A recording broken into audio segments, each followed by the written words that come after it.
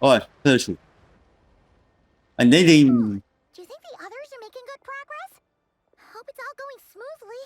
Huh. Hey, look! They made it back as well! Prince! Lama! How did it all go? All is well, thank you. Nefer and Yehoda had to stay at the curatorium to wrap things up, so they won't be joining us for now. I ran into Miss Anefa and Miss Aino on the way back. Their work is still in progress, so I suspect they won't be back for a while either. You seem rather cheerful today, Mr. Flintz. I certainly am. I achieved what I set out to do and came away with more than I bargained for. More than your bargain for? Fighting alone can get quite tedious. Oh, this I new had the good character. fortune to run into a pair of brave You're young gonna warriors. in a moment. We meet again. How have you been? Albedo! Oh, What are you doing here? it's been too long. Thankfully, tracking you down turned out to be a lot simpler than we envisaged. These two courageously lent me a hand while I was fighting the wild hunt. When they told me they were Servarka's colleagues, it all made sense. And given how people of outstanding talent tend to cross paths, Wait, it's no Tom, wonder I bet no I'll be one honest was with acquainted. that guy. So, who's your travel buddy, Albedo? Why don't you come and introduce yourself?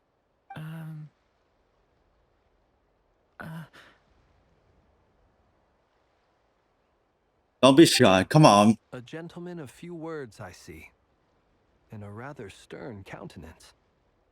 I presumed you were acquainted with him. Is that not the case?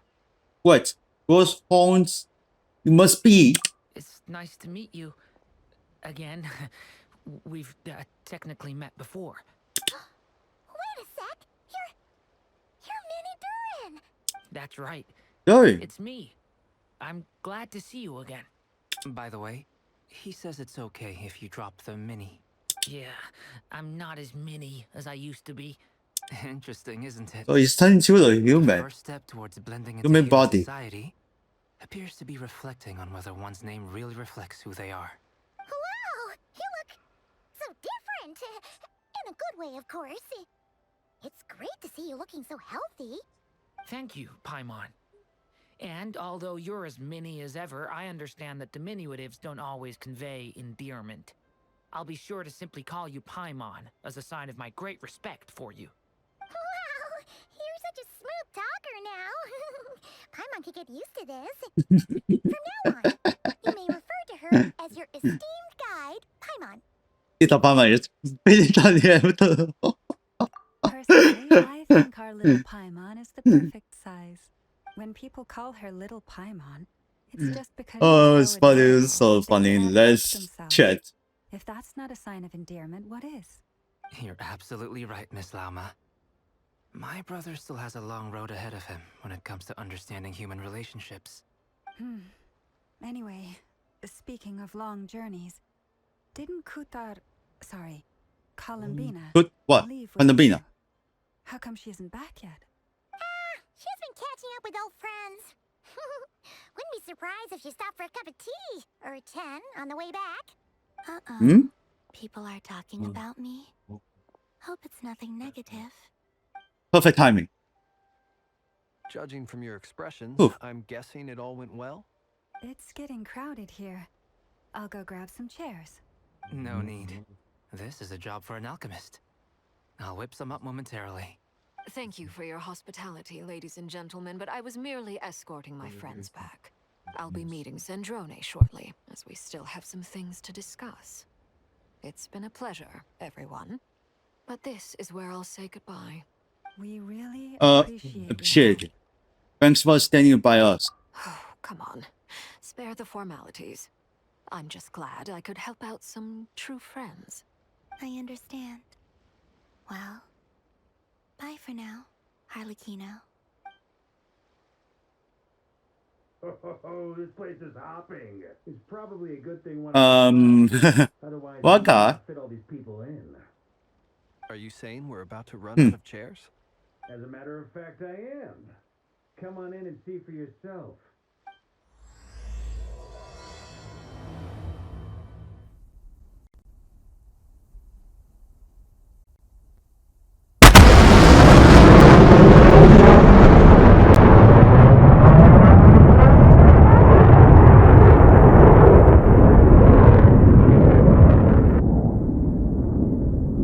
I spotted the white teacher is now the useless tech. Oh, then self. I overheard your little chit-chat outside, by the way. With Miss Columbina's colleague gone, we should be back to the original crew plus the other colleagues I brought in. Though, it looks like we have another new face. Someone else managed to rope in a colleague too? He's probably here for us. Frankly, you and Yeah, then Paimon press are the the wrong only button. people I know here. This here is Dainsleif, colleague of Tibet's greatest guide, Paimon, and Oh, greatest it's Dainsleif. adventurer, the Traveler. Well, not exactly colleagues, more sort of friends. When someone else jumps in to do the announcing, you know you're speaking to someone important. Let's hear what he has to say. Note to self. Once Paimon knows your name, the rest of the world will soon follow. When he comes looking for us, it's usually something important. Paimon's guessing you've heard about the Wild Hunt, then. From the looks of it, you're about to hold a meeting. If I were to say that the Wild Hunt is our mutual enemy, would that earn me a seat at the table? As the saying goes, the enemy of my enemy is my friend. Mr. Dainsleif, there's a seat with your name on it. Though, I can't promise the same for everyone else. Hey, Albedo, think you can rustle up a couple more chairs? After all this time apart, Grandmaster Varka's first order is to rustle up a couple more chairs. I've missed this. Is he being sarcastic? Hey, he's your brother. Why are you asking us? I've still got a lot to learn about the nuances of human conversation. Trying to decipher Albedo's way of speaking has been like jumping in at the deep end. Oh, good point. Paimon gets you now. Don't sweat it. There are people who go their whole lives without getting the hang of it. You're ahead of the game already. Look at you, Paimon. I wonder what's taking Nefer.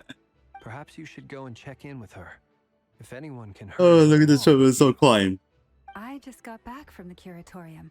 Besides, aren't you curious to see what's taking her so long? Miss Nefer doesn't strike me as the type to share secrets. And since gathering intel is her specialty, I'm guessing she'd prefer to keep her methods confidential. Under such circumstances, would it not be tactless for me to impose? Oh, but it's fine for me to impose. What can I say? You have an unrivaled ability to garner people's affection, Miss Moonchanter.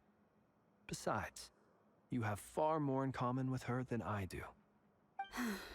All right then. Impressive. She barely fought back at all. I admire your powers of persuasion, my friend. As I'm sure Miss Lauma will realize soon enough, the trick in life is to always pitch in with other people's responsibilities so that you can be selective with your own. Another trick is to simply hide in the background. Spoken like a true sage. Anyway, looks like we've got some time to kill before the meeting. Let's take a little breather, folks. And feel free to chat amongst yourselves. We'll get down to business once the other two arrive.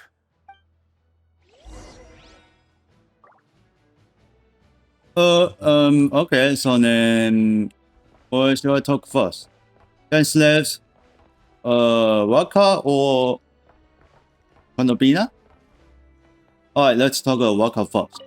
Truth be told, I can't remember the last time I was in a meeting with so many people. You're not alone there, my friend. The Lightkeepers also struggle to bring everyone together for a serious discussion. I don't doubt that. I've only ever met two Ratniki, one being you, and the other being that young guy, Eatlua. Eatlua is a good apple. I'll give him that. Who's that Kind, Eatlua? honest, and regularly First delivers time here. supplies to my lighthouse. A true Ratnik to the core. But that's her. In that sense, he puts me to shame. So you're what? A fake Ratnik? That's what it sounds like you're saying. But I get the feeling that's not quite what you meant. Come on, why the awkward silence? Sorry. I'm not even gonna bother trying to hide it. You've known all along, haven't you, my friend? Now that was an awkward And silence. they didn't talk. Let's just keep this between ourselves. Probably best if Eloa doesn't know, huh? That goes without saying. Gotta be careful what you share with youngsters, after all. Anyone else in the know? Let me guess. The Traveler and Paimon? It's dangerous being too sharp for one's own good, you know. Then, in the name of the Animo Archon Barbados himself, I swear your secret's safe with me. When we went for drinks, you said that you and Barbados were practically best buds. In the light of that claim, do you really expect me to take your oath seriously? Of course. Just as long as you don't go spreading around the fact that I'm close with Barbados, all right? Fair enough, then. Nothing like a bit of mutual leverage to seal the bonds of friendship. Okay, so then next, Genshin. Is there something you'd like to say to me? Yeah! For starters, why'd you just show up here without even giving us a heads up? If you think back to our previous interactions, you may recall that that's hardly out of character for me. You do have a point there. So it is out your account. What is it? Accommodation yet? Oh yeah! You'll need to find somewhere to stay the night too, right? Wanna tag along with us? You never know. We might get a group discount. Sure, let's do that. Great! Paimon will handle it! And in return, we can get Dainslift to be our very own personal bodyguard. Paimon, you think it out loud again. If that's what you had in mind, you should have said so sooner. I'd be happy to help. Oh, okay then. Paimon was only kidding, but good to know. Anyway, since we're all here together, we might as well watch each other's backs. That's just what friends do, right? Indeed. Thank you. Alright, want to talk to themselves. You're both Palomina. awfully quiet. Why don't I start us off with an icebreaker? Much obliged. Have either of you ever had your portrait painted? If not, I'd be glad to help. That sounds like a lovely idea. You know how to paint then? I dabble occasionally. He's an excellent painter. Tables, chairs, people, dragons, you name it. He'll paint it for you. I'm flattered. If I ever get the chance, I'd like to give it a try myself. I'll bear that in mind. Anyway, how about you, Durin? What sort of portrait would you prefer? Oh, I'd be fine with anything. Whatever style feels best to you. Very well. Then I'll play it by ear. You can replicate any style I want? I can try. If you show me a sample, I'll do my best to match it. Thank you. In that case, I'll dig up some reference material for you. Okay, our discussion is over. No longer after. We are back.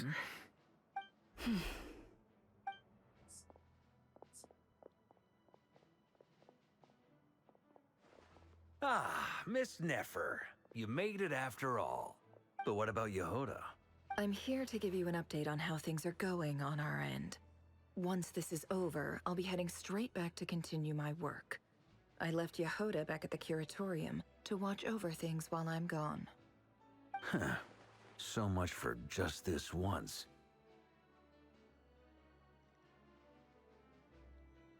Shh! Not so loud! We're on a roll here. What if she remembers and suddenly decides to back out? Did you say something, Mr. Varka? Huh? I didn't say anything. Right, Flints? Must have been a frog. They get so noisy around here at nighttime. It's like they're putting on a concert in the background. Anyway, before we begin, there's a few introductions to make.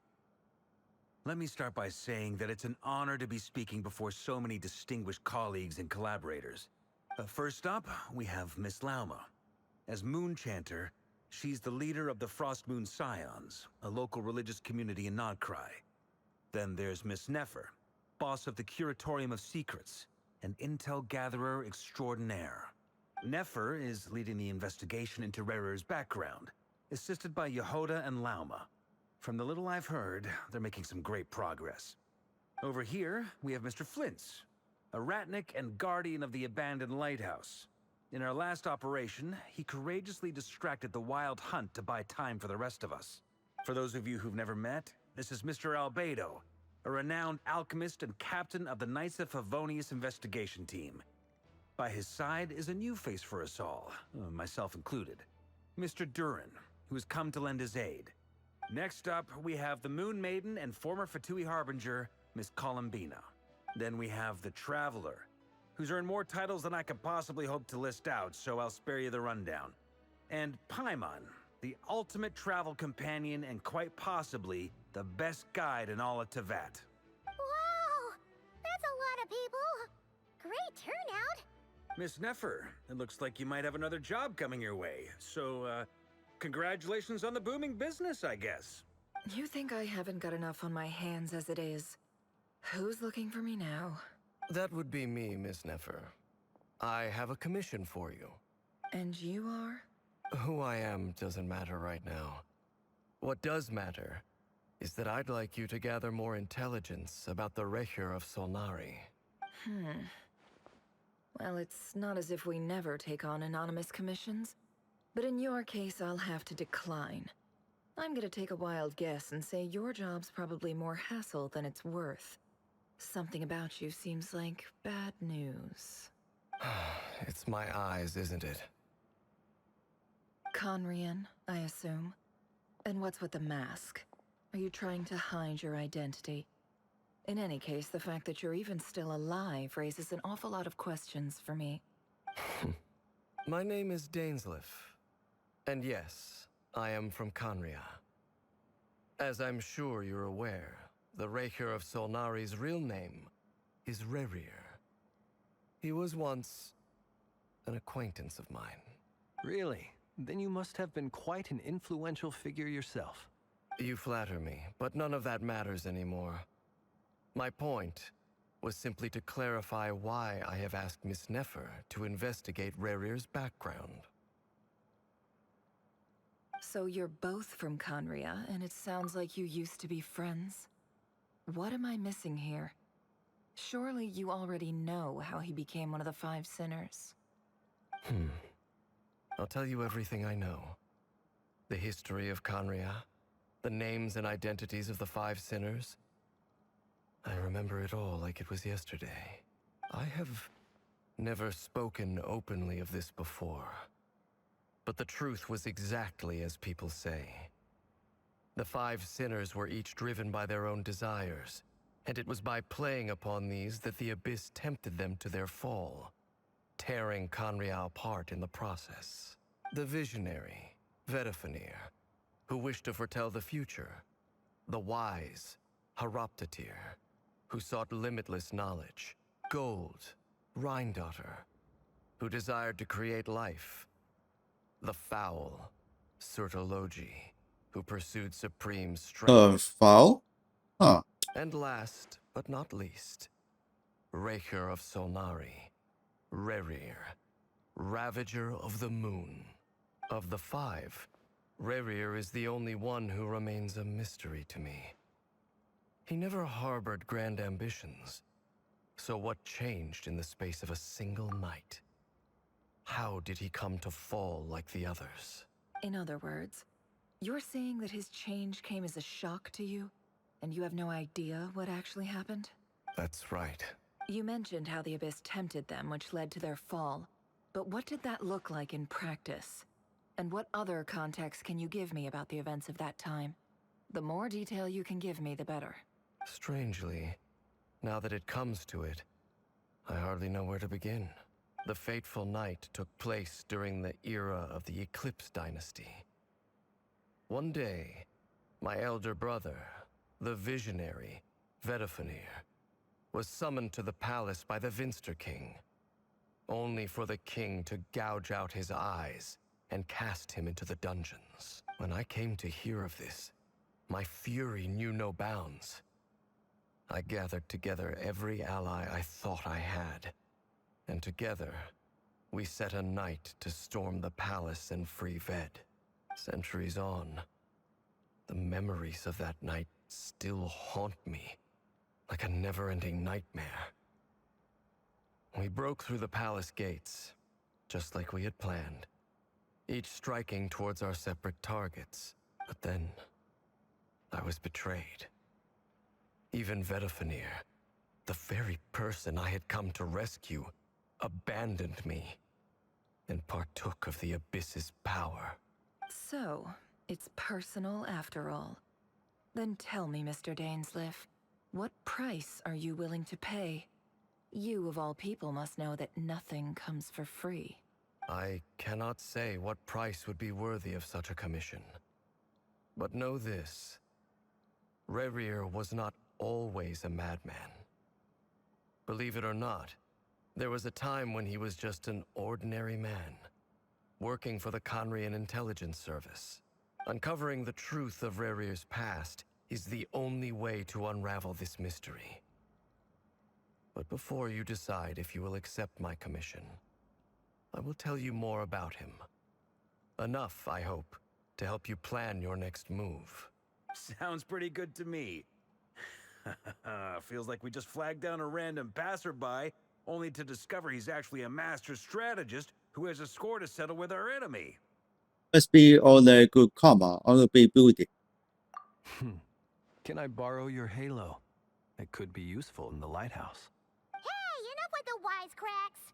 Besides, isn't that lamp of yours bright enough already? Relax. It was meant to be a compliment.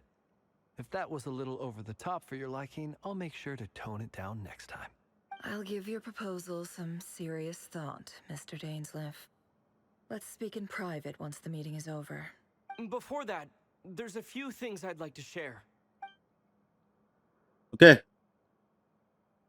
Now that we've united the hearts of the three moons, your power should be greatly enhanced. But it seems like that hasn't happened yet. I believe it will take a little longer.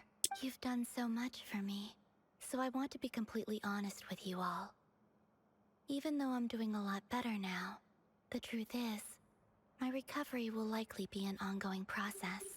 From the moment I was born, my power has been slowly ebbing away. And that is because Tevat has never accepted me. Even with the moons united as one, it seems my rejection cannot be undone.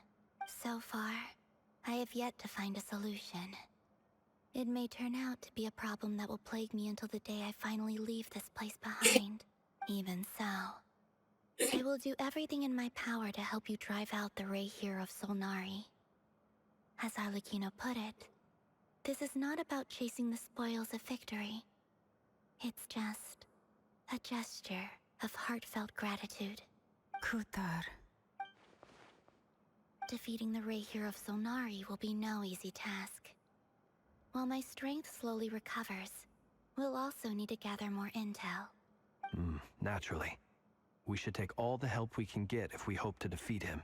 We've considered several viable plans now, but our And then choice we hinges on the answers the more to a few discussion and key questions. suggestion. Is it even possible Try to kill Rerir? defeat What the experience is shaping the real. person or monster he became? Let's And what's actually he really damn. after? He's Given how preaching in buried a his expertise in futurist alchemy, area I think we should leave him to try and answer the first of these and questions. destroy it for allow for the Futurin machine. As for the other two, I'm afraid we'll have to count on you again, Miss Nefer. Believe me when I say it's not my wish to burden you. But right now, relying on your skills is our only option. So you're placing all your hopes on me, huh? We can't thank you enough for agreeing to help us. Honestly, I can hardly believe how lucky we are. You sure have a talent for changing your tune, Miss Moonchanter. Timid like Yehoda one moment, then flinches insincere flattery the next. Ladies, please. I must object to your portrayal of me. That's all. Feel free to keep bickering. Just pretend I'm not here. I almost don't want to leave this room. I'm curious to see how this plays out. I have faith in you, Miss Nefer. Something tells me you'll stand by us until the very end. Oh? And what makes you so sure of that? What if I suddenly decide that my compensation is insufficient? This isn't about the money. I can sense that you've got a deep-seated distaste for Rerir. And knowing you, that alone is motive enough. Look at them getting along so well. Like two peas in a pod. And I'm the one they accuse of insincere flattery. There is no justice. Miss Lauma, you have to understand something. Unlike you, I don't actually enjoy having everyone's hopes on my shoulders. Is that right? Well, maybe the fact that I'm willing to put my hopes in other people says more about me than you. But the fact is, I also trust you. And that's because I know that you're someone we can count on. Anyway, we've got our plan, so let's get moving. Mr. Dainsliff, let's talk. And Traveler, once we're finished, if you've nothing else planned, I'd like you to come with me. This whole experience is teaching me a lot. Oh, she has an idea. I now know that when other issues I mean, come up in never. the future, I'll have far more luck getting Lauma to convince Miss Nefer than trying to do it myself. Hate to say it, friend, but that's one of the funniest things I've heard in a while. Why? You think I've got it wrong? Quite the opposite. No, it's a What long makes it long. so hilarious is how long it's taken you to realize.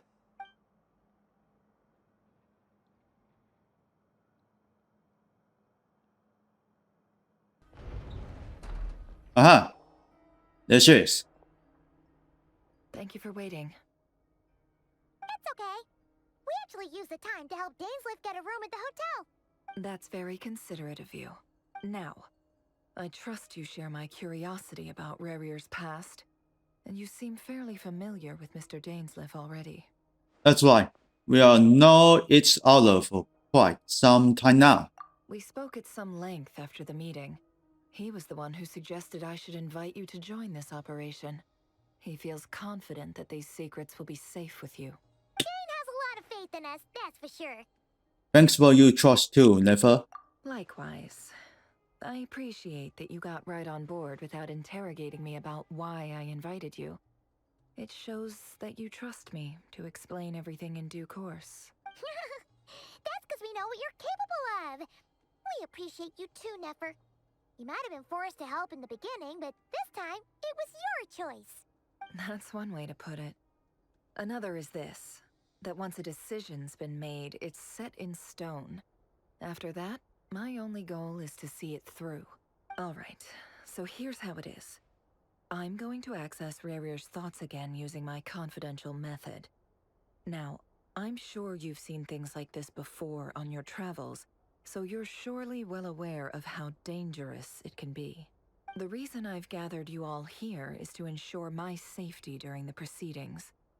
I plan for us to enter the fragment of his consciousness together, and once inside, I will focus on searching for information. Think of this as a diving expedition into someone's brain. If I'm the diver, you are my safety equipment, tasked with keeping me alive while I'm under the surface. Once the ceremony begins, we will all be spying on privileged information. But in the interests of safety, you must remain absolutely silent at all times. We will discuss our observations after the ceremony has concluded. Lastly, any individuals of a weaker constitution are advised not to partake in the ceremony. In any case, Paimon has her own job to do, which requires staying in the room but not joining the ceremony. Well, good luck, everyone. Sounds like all Paimon can do is cross her fingers and root for you guys. There's a little more to it than that. I was being serious when I said you have a job to do. While the rest of us are inside Rerir's mind, it's imperative that we have a team member on the outside. In the event that something goes wrong, you will be our first responder. I don't anticipate any issues, but the extra level of safety will be greatly appreciated. I second that. This is a dangerous operation here, and you're our whole rescue team. That's pretty much the most important job in the crew. So, Paimon's like the lifeguard? Yeah, that makes sense. Good. Please, take a seat. We'll get started momentarily.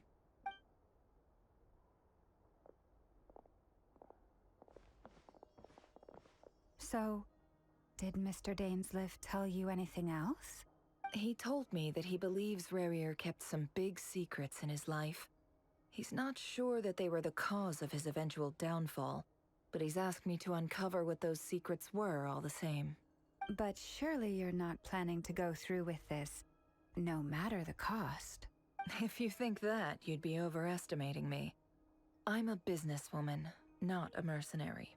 But I do have my own professional reasons for taking this job. You think I'd turn down the opportunity to get a first-hand glimpse into Conrian history? No chance. Well, as long as you don't let morbid curiosity get in the way of safety concerns, we're good. We'll do whatever we can to help you. You're such a killjoy. Oh, this is bad. Damn. Well. Alright, continue. Oh, there it is. It is ready to go. All right, I'm good to go. All set over here, too. I'm ready as well. Promise, Paimon, you'll be extra careful. Thinking promise. All right. Let your whole body relax. We're about to begin. Close your eyes. Getting into the, I guess the same place? Yes. Phew. Could this be his office? Pretty standard setup. Bookshelves, paperwork, files. According to Dainsliff, Rarier used to be an intelligence operative. Chances are there's plenty of top secret intel stashed away in this room. Is this where you keep your secrets, Rarier? Can't say I'm not looking forward to this. Okay, let's find the regular office. What does this look like? A file tucked inside a folder. The title reads, Dear Breakfast Shop Owner. It's a list of names, but at this stage I have no idea who any of them even are. Okay, so then let's order for the searching.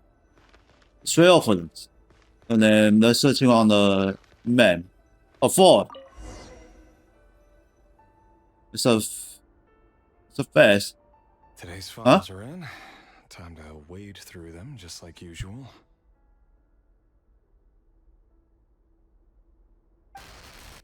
Male, 51. What the hell is that? Cook. Confirmed Crimson Moon descendant. Has maintained frequent contact with other descendants over the past year. Poses a threat to the dynasty. Neutralized.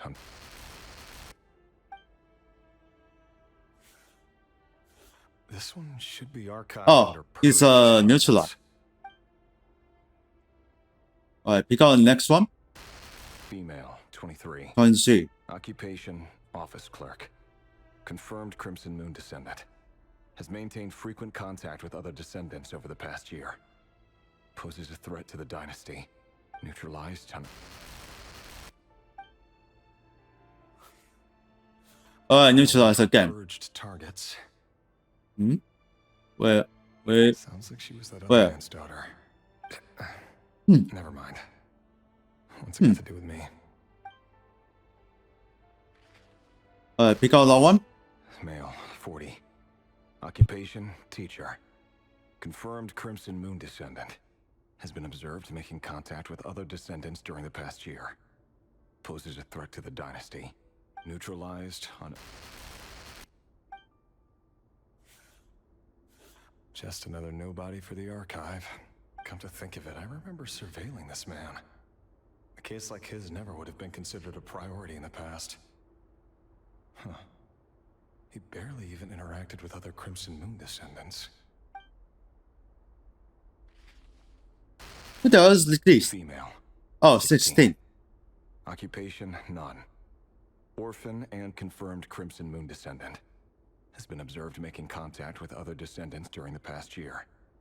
Poses a threat to the dynasty. Neutralized on... Filed. I have no recollection of this girl. None whatsoever. She doesn't seem to be anyone important, but then again, how many of them really are? Female, 13. Oh, so young. None. 너희들도 봐. Orphan and confirmed Crimson Moon descendant. Has been observed making contact with other descendants during the past year. Poses a threat to the dynasty. Neutralized and... Filed.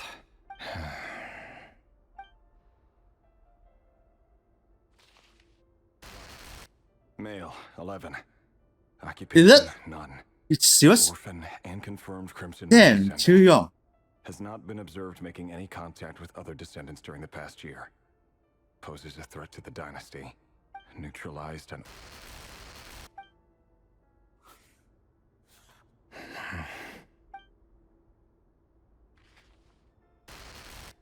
Male. 6. What? Occupation, none. Oh, Orphan and confirmed Crimson Moon descendant. yeah, this is too Poses a freaking young. threat to the dynasty. 啊？一定是牛出来。 Funny, isn't it? Your job is becoming both harder and easier at the Uh-oh. same time. Something's wrong. Depending on how you look at it. Sooner or later, the Crimson Moon descendants will be completely wiped out.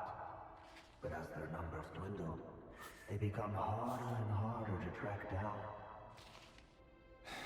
That's not how it is.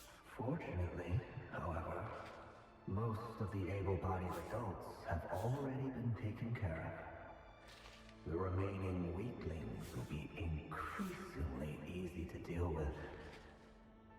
No! No.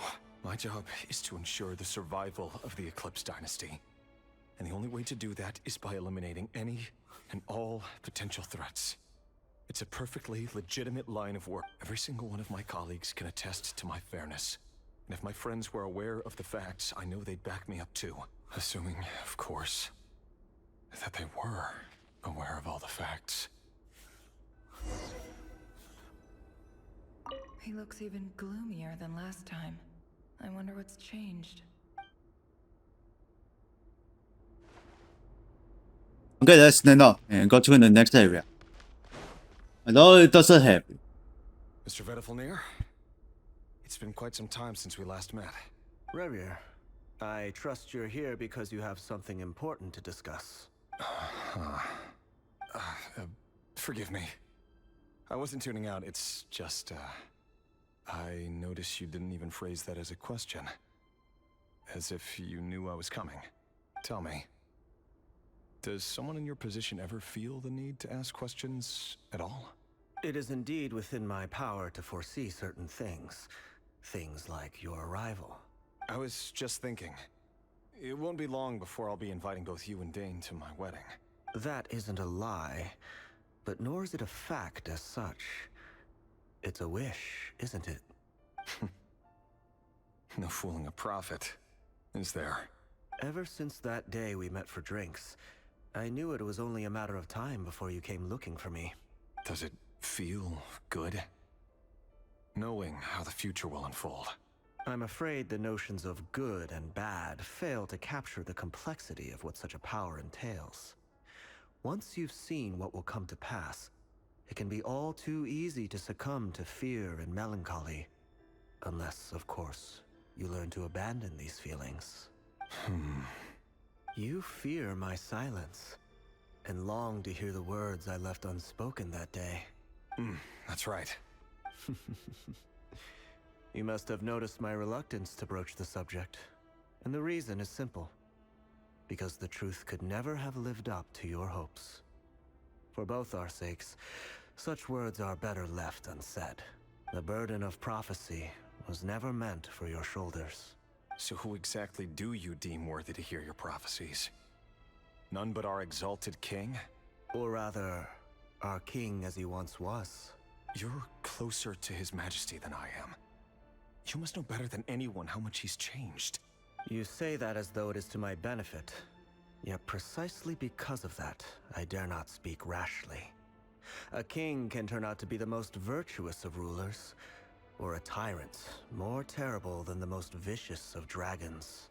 You are so wise and far-sighted, yet still you would have me live in fear of the unknown? You make a fair point. Especially given my silence alone was all it took to send you spiraling downwards. Very well then, let me offer you some advice. And I say this not as a prophet or a visionary, but simply as the brother of your friend. For many reasons, there is very little chance of your marriage ending in happiness.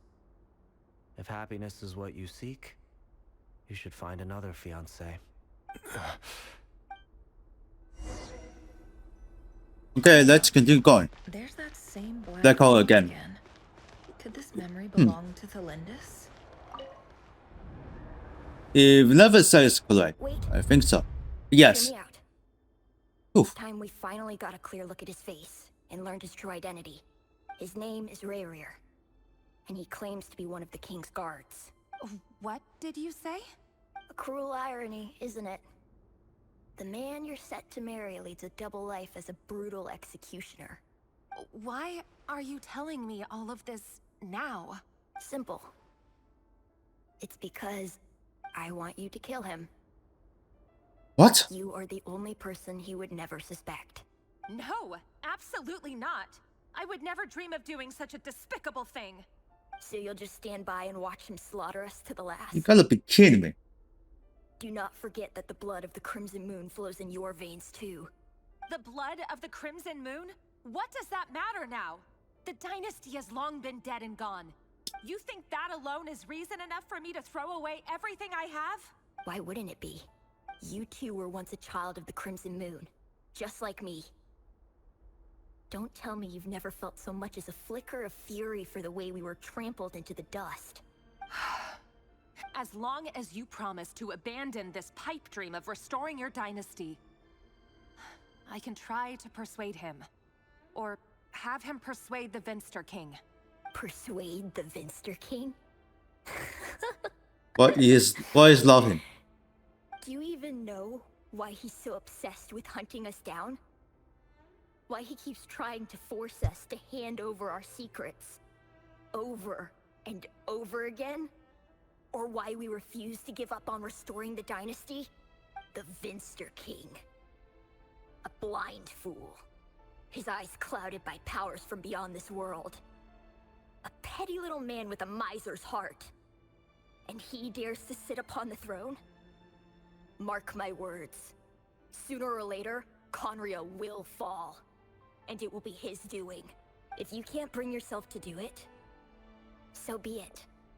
Just you watch. It won't be long before calamity descends upon us all. The Reir of Solnari. That really is quite a secret you've been keeping from me, Rerir. But who am I to talk? Am I really any better? I've kept my own past a secret this whole time too. Love should be built on honesty. But ours was born from lies. And yet, is it really so wrong to hide things that would only make life harder? If we don't cover up the parts that no one else should see, how can we go on pretending to be normal? Terengineer must have known all this. And that's why he made his prophecy. In the end, nothing stays hidden forever. But I won't just sit by and watch this disaster unfold. I'll do everything in my power to protect what I cannot afford to lose, no matter who I have to face.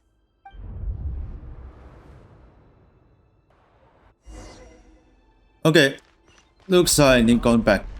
Was that Rerir who just walked past the window? Doesn't it give you the chills that it takes the same road to work every day? As if nothing ever happened. Those people at the deli. Enough already. Clearly pretty taken by their own disguises, so just Oh, this smile and window, play this is along. closed. Pull the rug from under beasts like that, and you'll risk having your throat torn out. Deli? Oh. They're talking about those people from the opposition. Okay, wait. Right. Wait. I'd almost forgotten they used to run a deli. But surely you can see he's not the man he pretends to be. So many have died already, and they say that the king's madness grows with each passing day. We're not going to survive this, are we? But Who's that girl? why does it have to be this way? Do we Hello, really who- deserve to die just because of the blood that runs through our veins? Felindis, are you even listening? Sorry, Freether. My mind Oh, it's was Frida. off wandering. I heard you though. You're talking about what Rerir said. He's just following the king's orders. He's a secret agent, and it's his job to hunt down rebels and dissidents. By the time you first met him, he'd already taken lives. Maybe he was using you from the very beginning. No. Rerir has no idea I have anything to do with the Crimson Moon. My family are only distant relatives of the main lineage, and besides, my eyes are perfectly ordinary. Truth be told, apart from my teacher, pretty much no one knows I have any connection to any of it. It's been a long time since my family severed ties. But as Orlog said, who could possibly talk sense into that raving lunatic of a king? No one. I'll work something out. Trust me, I'm with you all. But for now, you need to keep yourselves hidden. Don't let anyone find you, anyone at all. Don't forget that Rerir is an Eclipse operative. You need to be extra careful when he's around. And when I am too. For now, don't come looking for me. And if anything happens to me, just act like we've never met. If even you can't escape this, what hope do the rest of us have? But after all this time together, surely he wouldn't lay a hand on you. I won't speak in his defense, nor can I give you a clear answer to that question. But I'll do everything I can to put an end to this. Here, hold on to this. If an opportunity to escape presents itself, take it. You'll be glad you took some spare change. You call that change? But what about you? I've got a job, and there's still money coming in. But you can't go anywhere right now. Please think about yourself for once. Next. Alright, so then next one. Another secrets? Another day, another round of assassination training. Oh, this Training is grounds small. just beyond this That is so defensive big. way. No. When you kill a person, Oof. doesn't it bother you when you end up covered in their Yeah, man, this is scary. Why would it? And we all just make Alright, you have let's firm let's grip heal. on the handle and choose your angle well. Keep your movements light and brisk. What the hell? And the prey won't sense a thing. doubt that. I'll bet no one ever died a quiet death at your hands. Yeah, 22 healers. Good work. Get some. No traces. Oh, it's just healing himself.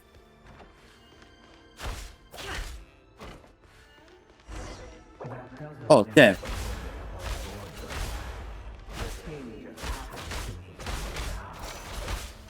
Alright.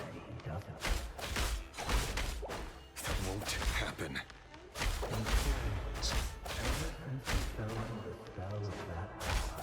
Alright, more training. Okay, got him. The ones I've dealt with have always been guilty. And I've carried out my work flawlessly. Alright, 4 more training. Damn, that's all the energy. Hey.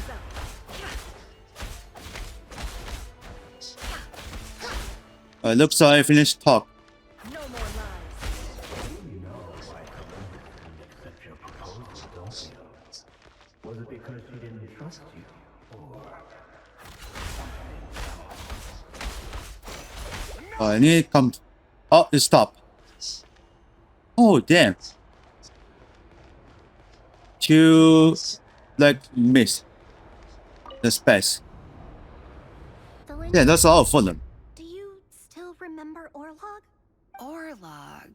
The boy who was pretending to sell flowers. You spoke for quite a while, didn't you? Yes, we did. What about him? He was arrested 2 days ago. Chances are he's already dead. I just don't get it! After everything he's done, why do you still stand by him? Or does it mean nothing to you that people keep dying? No, that's not... Just hear me out. I need to go now, Thelindis. They're looking for us.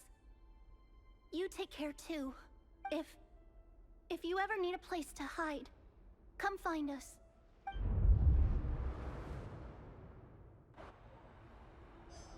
But there's one more. One investigation step. Thelindis. Over the course of this week, the research object was subjected to interference for a total of 47 hours for experimental purposes. The results are as follows. All subjects of observation that were sent inside have now... The situation within is proving more problematic than anticipated. No progress whatsoever. What now? Won't you give me even a glimmer of hope? Things are getting worse by the day. I have to find a way or we'll all be in danger. But I... If all this research comes to nothing, what then? Sooner or later, it'll be my neck on the line. But could he really bring himself to kill me? No. Surely he wouldn't have the heart. Okay, investigation is finished, and let's return to the office. Oh my god. Why won't you just let us go? Jesus Christ. We don't even know each other. All we want is to live ordinary, peaceful lives. You want to live?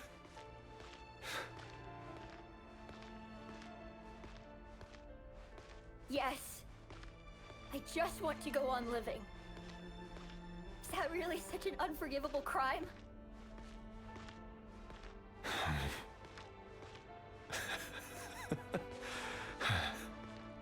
You want to go on living. I want to keep living too. To keep living forever. That's why I have no choice but to continue on the path I'm on. If only some savior would suddenly swoop down and change the way the world is. Too bad that's not going to happen. Imagine that. If there really were such a person, you and I wouldn't be standing here like this, would we? Okay, return to These files are in. lawyer office. Time to wade through them just like usual. No, I don't get tired of it. It's my job. And not only am I lucky to have it, I'm good at it too.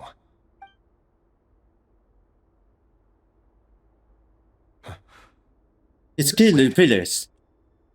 Oh, you spotted something. What? Thelindis? Oh no.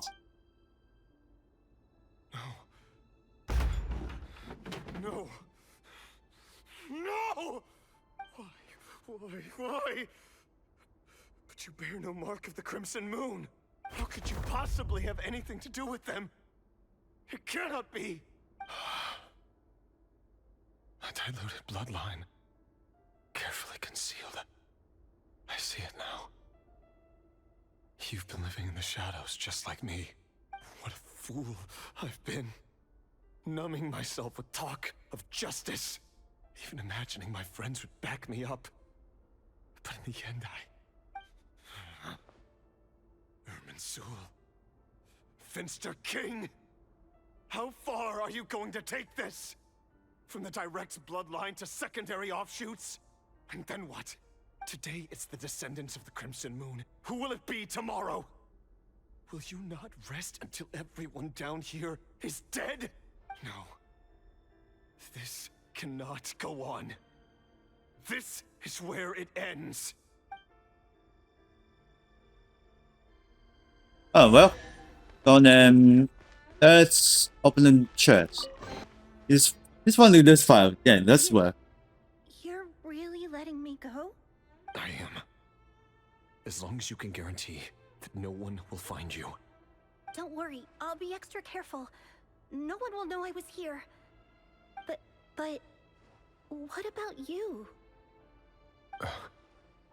Me? If you let me go, you won't be able to complete your mission, will you?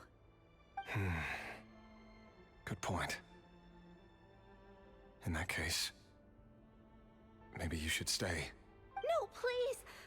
I just want to see the outside world again. To... Go on living? Yes. I know you're a man of your word. So please, just let me go.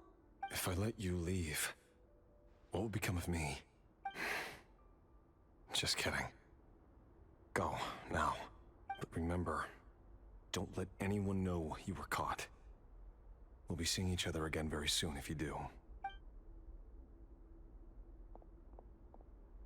Even shadows in the dark must live by a code. But you can't save everyone. You've been whispering in my ear for days now, Terengineer. What are you trying to do? Break me down?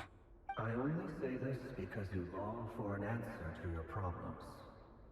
Let her go, Rerir, or you risk losing everything. I will not abandon Thelindis. Then you'll need a little more vigilance and a lot more power. The world is changing, Rerir. Keep your eyes peeled for your moment of opportunity. That voice used to be so unclear. But now I know exactly whose it is. It's Terengineer. He won't tell me how to actually resolve any of this, but he keeps trying to manipulate me like a puppet. What's his game here? Tell me then. What will this moment of opportunity look like? And no answer. He's like a ghost. Always disturbing me when I'm on edge, but never answering when I need him most. So, the Eclipse Dynasty was purging, well, massacring the descendants of the Crimson Moon. And it seems like it was all connected to the Vinster King's research. The King's obsession with abyssal power left the future of Conria hanging in the balance. No wonder every aspect of Rerir's life was so unstable. And it looks like this Thelindis, Rerir's would-be fiancée, herself belonged to a sub-branch of the Crimson Moon Dynasty's descendants. It almost defies belief that a couple like them could hide the truth from each other for so long. If the Vinster King hadn't intervened in such a drastic way, they might have gone on deceiving each other for the rest of their lives. And why does Terengineer, Daneslif's older brother, keep talking in Rerir's head? This guy kept more secrets than I ever imagined. The human mind is like a vast desert of shifting sands. When you follow the flow of someone's memories, you only ever see the parts they're willing to let surface. Time for something a bit more creative. We've been inside Rerir's mind this whole time, building up a picture of his psyche. There's already enough clues on the board to start reading between the lines and mapping out the rest. Now, we can finally begin to put the pieces together. Sure, it'll only be a reconstruction, part simulation, part reasoning, but it's usually pretty accurate. Once we've built up a cognitive profile, we just need to cross-check the logic behind his actions. And then we'll be able to take a sneak peek at whatever it is that Rerir has really been hiding. No, it's not. Still keep going.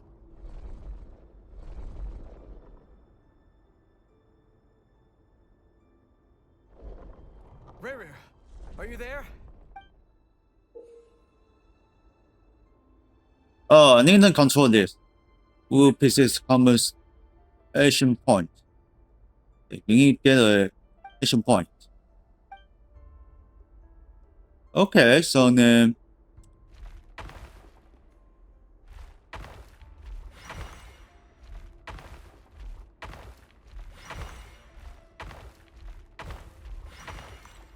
okay, here it goes. Hey, Rerir! Come out, Oof. it's urgent! Dane? What's wrong? Quick, come with me. I'll explain everything once we've met up with the others.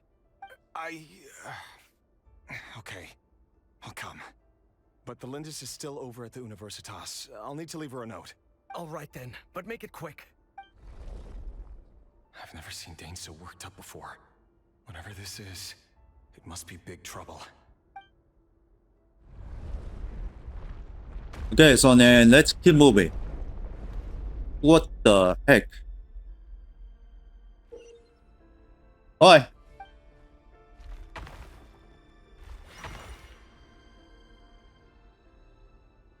Okay, move everything.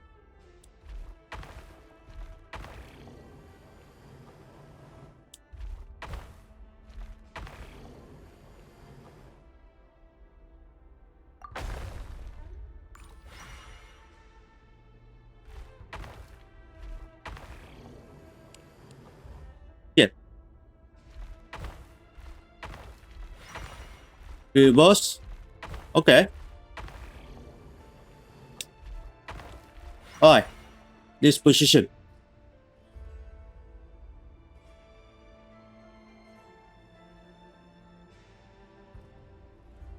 Well, this is a nice change, meeting you all at this hour. When men and women of ambition can speak face to face in broad daylight, I say that's a big step forward for our dear Conria. Don't be ridiculous. We do not fear the day. Why would we seek refuge in the night? You might ask your blade that same question. I'm told it prefers the cover of darkness. The word on the street is that Sir Elegy only strikes when he has an unfair advantage. But that is patently false. I see you're missing an arm and a leg. Surely only a fair fight could explain that. If this is your way of offering me replacement limbs, believe me, I'll take them. Oh, we can certainly discuss that. With bioalchemy, anything is possible. Assuming I have your full support in my research. Lunatic. Robtatir, what brings you here? Why, Dainsleif, of course. He invited me. Please, cast aside your apprehensions, Miss Rhindaughter.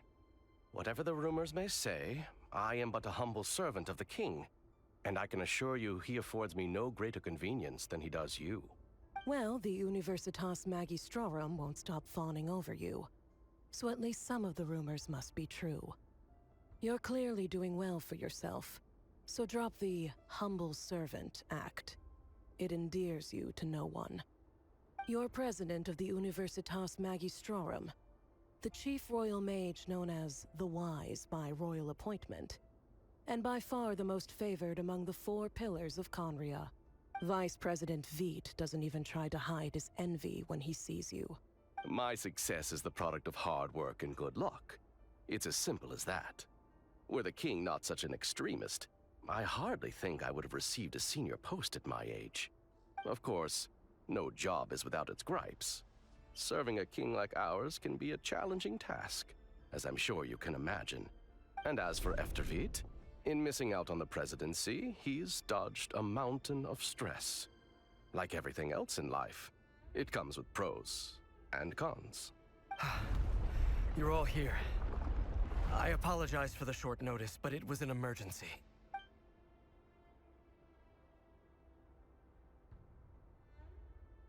You must be Rerir. Mr. Sertologi. Yes, I handled your case file during your sentencing. Nothing personal, of course. I'm pleasantly surprised that you remember me. You're clearly a person of substance if you've been invited here. But Dainsleif, you'd better have a very good reason for convening this little gathering. It's my brother, Vedafinir. After he spoke at the court this morning, the king was so infuriated by his words that he had him blinded in both eyes and thrown in prison. Vedafinir in prison? Strange. I thought the king trusted him and Horoptatir more than anyone else in the world. Does this mean the king's circle of trust just got even smaller? It has nothing to do with trust. It's about what the king wants, which is as clear as day to anyone paying attention. I simply appease him, because it's in the best interests of the Universitas Magistrorum. And also because you're slimy. Vedafinir, perhaps less so. But still, a visionless visionary? It rather inclines me to think that qualifications are not what get you ahead in Conria. Do you honestly think this is an important discussion to be having right now? Dane, what are you planning to do? Rescue Terengineer, I assume. Correct. It will mean storming the palace by force. Tonight. I need all of you on my side. That's far too dangerous. And don't forget, Dainsleif, you're captain of the Royal Guard. You swore an oath to the throne. You've been planning this for a while, haven't you? I have no desire to commit treason. But whatever critique the king may have of Terengineer, disfiguring your most loyal subject for putting the best interests of his court and nation first, this is not the conduct of a wise ruler. My blade will force the king to see the error of his ways. So, Terengineer's prophecy enraged the king. I'm sure it wasn't what he wanted to hear, but if he won't take counsel even from the visionary, that is deeply troubling news. The extent of His Majesty's madness is now all too clear. The question is, how does a man like me get out of this situation unscathed? You have noble ambitions, Dane. But I'm afraid they don't do much for a guy like me. I'm not interested in saving the world. All I want is a letter of pardon. A letter of pardon? For whom? Thelindis? The chances of the Vinster King issuing a pardon for anyone connected to the Crimson Moon seem vanishingly slim.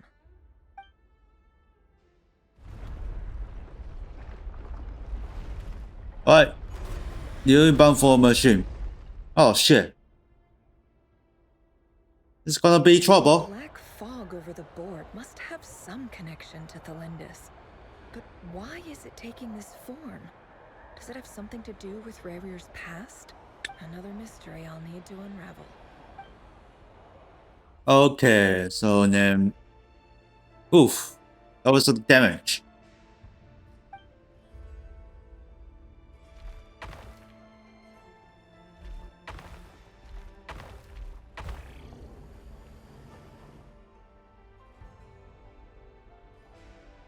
Oh shit.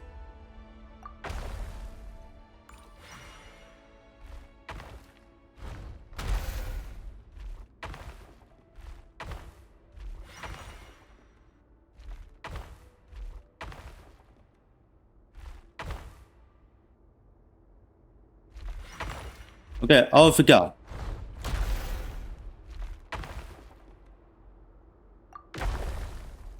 This one is wasting.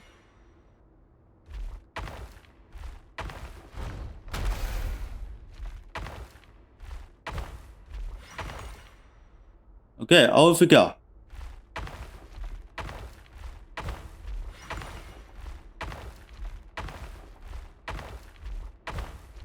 Got it. Oh, here we go. Get the black hole. So then it's just only one thing. Over the course of For the begin. the research object was subjected to interference for a total of 60 hours for experimental purposes. 16. The results are as follows.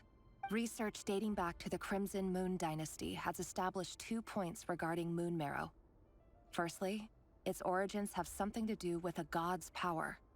Secondly, it serves as a portal to an as-yet indeterminate location. Moon Marrow can thus be defined as a spatial gateway.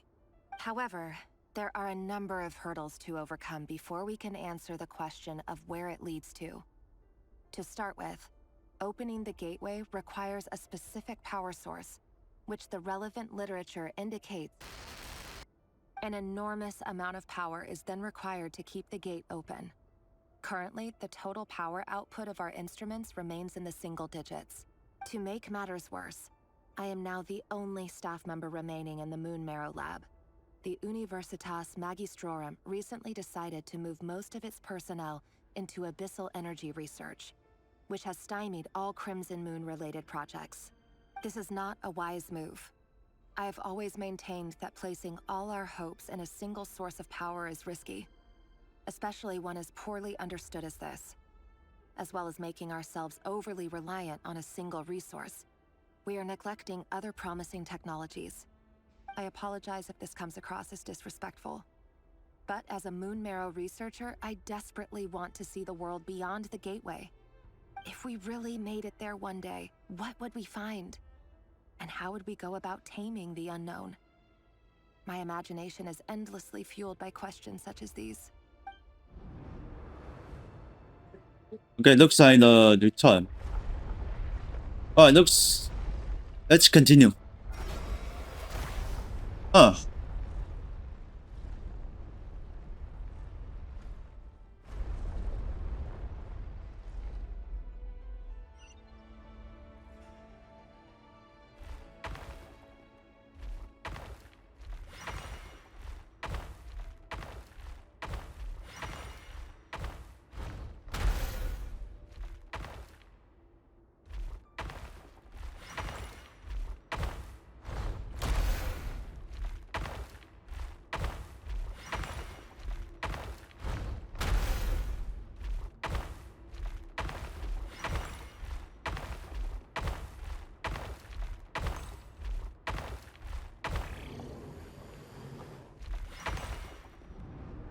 Okay, I found the This is last of our spot. I heard you're gonna leave the city with your parents. Delindis, did you hear about what happened? I've heard nothing. Rerir got back very late last Friday, and he was acting a little unusual, but he slept pretty well, so I'm guessing whatever he did was a good deed. You never saw him, and I don't know what he did. And this conversation never happened. You understand? What if he finds out that you pried into his secrets? Don't be silly. I don't know what secrets he does or doesn't have. All I know is he's just a normal guy who happens to run some errands for the king. Are you scared of him? I don't know. The Rerir I know doesn't match the person you all describe. Logically, I should be scared of him. And yet, I don't want to lose him. But enough about that. You should get going, and be careful with the package I gave you. Keep it secret. Keep it safe. What's in it? A piece of the moon. All you need to know is that as long as you keep it safe, then in the future, everyone will be able to see a red moon. A red moon? You mean our moon? That's right. Our moon. Promise me you'll look after it. I promise, Delindis. The Crimson Moon bloodline will never die out. Its light, the color of blood, will become like a fire that flows in our veins, no matter how long it takes.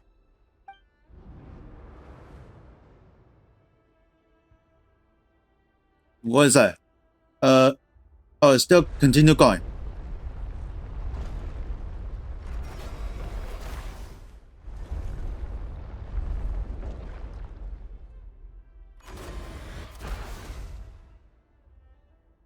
Oh, what the hell?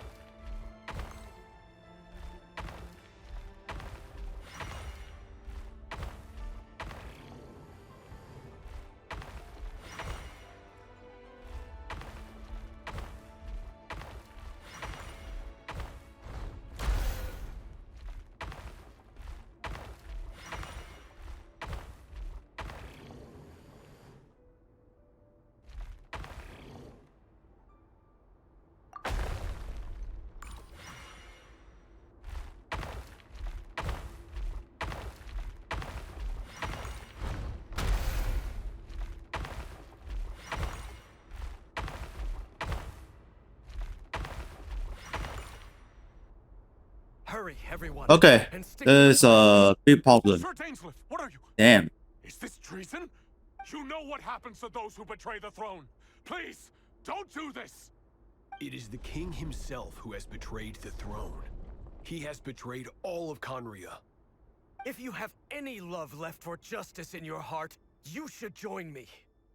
It's showtime. Dane and his group will handle the troops in the palace. Then Hraptatir and Rheindotter will disarm the security measures. My job is to enter the prison and rescue Vedifalnir.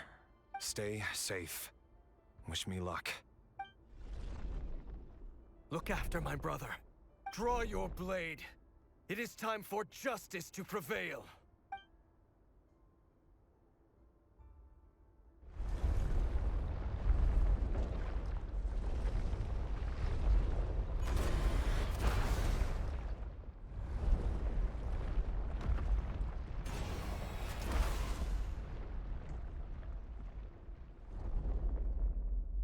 Yeah, how strange.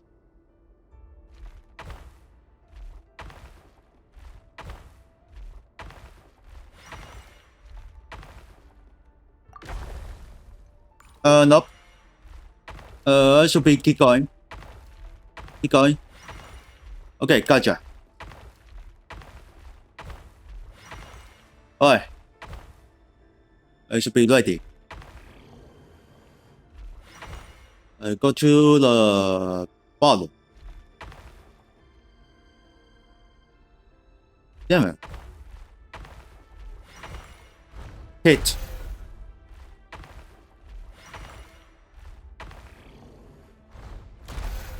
Alright. Keep going.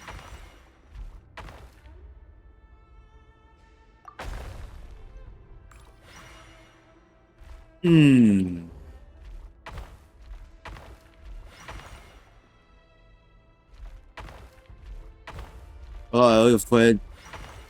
Oh, finally. This place is filthy. And the smell is abominable. Clearly, the king doesn't allow his prisoners a single shred of dignity.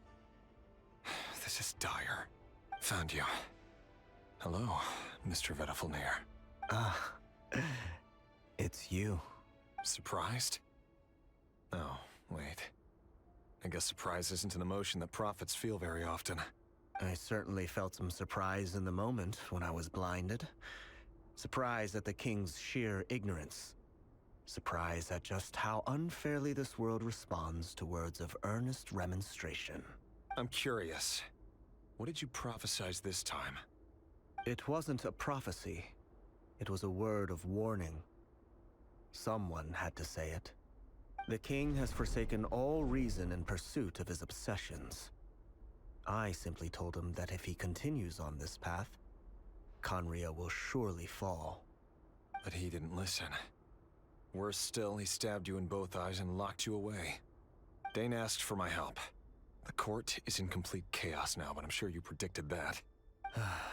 Everything is transpiring as I foresaw, yet I am powerless to change it. Fate is an immutable force. I can but lament as the inevitable unfolds. I do wonder whether giving a man the power to see the future does nothing more for him than slowly crush his spirit. Forgive my curtness, Vedelfulnir, but the king did not suddenly turn on you today. His suspicions have been brewing for a long time. You can't have wisdom beyond the reach of your fellow man without attracting his fear and suspicion. There are things the king does not want to see. So, he doesn't want you having visions of them either. He blinded you because he thought this would make the visions stop. He wasn't entirely wrong. I did indeed lose my power to see the future. Right up until... Until what? Just now. I believe I saw something new. Well, tonight could go a lot of different ways. 5 of us banded together to storm the palace, also we could rescue you. This will go down as the most tumultuous day in Conrian history. I sense hatred in you, but also hope. A desperate hope that with the tyrant deposed, that will be the end of the story. But this is not the end. It is the beginning of a new chapter, in a whole new story. There are many men of honor and courage in this world, Rerir. But you are not one of them. You're not here for justice, are you? You're here for yourself. Is that a dagger? Interesting. Why not the polearm? It was always your weapon of choice. With your abilities, I don't doubt that you were able to recover some of your sight. But I also doubt that you want to make an enemy of me right now. Of course not. We're on the same side, aren't we? We could be. But I need you to be honest with me, Vedelfulnir. At this point, you're my only hope for the future. You mean your future? With your beloved, Felindis? Yes. And I know there are bigger things at stake here. A dynasty, a nation, maybe the entire world. But forgive me, I care first and foremost about myself. I can't abandon the one I love to save myself. I just can't do it. But you see a broader picture of the future than I. You see the solutions to the biggest problems of our age. So tell me, what is my solution? What's the answer? In matters of fate, answers are either right or wrong. What will be and what will not. Maybe you are willing to pay a certain price in the pursuit of happiness, but unfortunately, fate does not negotiate. That is the cruelest thing about fate. It is unmoved by your sacrifices. That can't be true. I know it's your voice that I keep hearing in my head, urging me to see how the world is changing, to seek more power, so I can protect the things I love. You show me disaster, but you won't show me how to avoid it? Why? Why are you doing all this? My voice. In your head.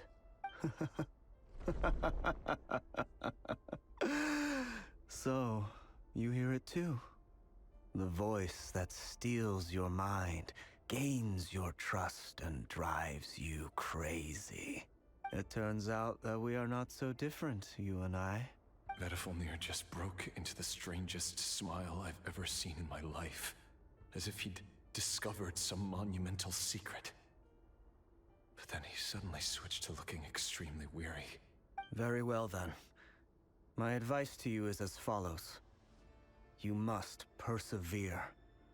Whatever trials and tribulations you may face, be steadfast in the belief that they are your path to the future.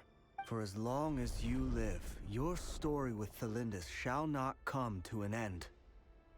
That is the only chance you have of fighting back against fate. It is up to you whether you believe my words. Regardless, that is all I will say on the matter. I have no right to intervene any further. I will hold you to your word. Thank you for setting me free. In return, I will tell you one more thing that you cannot afford to ignore.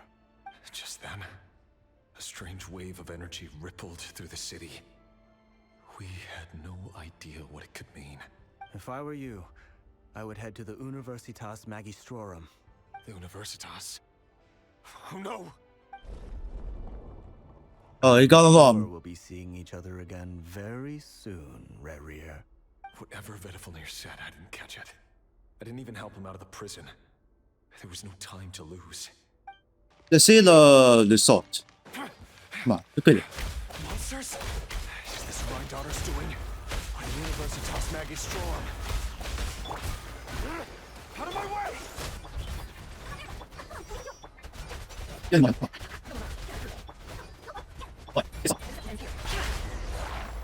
Oh, finally. The Universitas. That reminds me of a rumor I once heard. Allegedly, the king installed secret mechanisms in the palace and around the city. No one knows where they are or what kind of power they hold. But if they were ever going to activate, it would probably be on a night like tonight. Uh-oh. Hold on! Don't let them anywhere near you!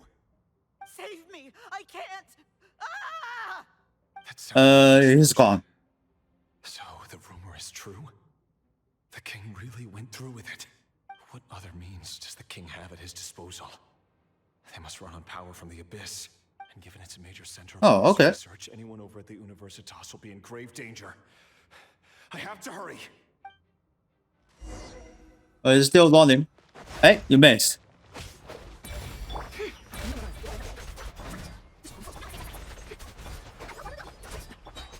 Oh.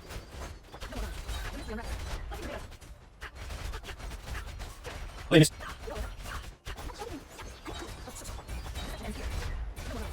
Hey, come on. Okay. Okay.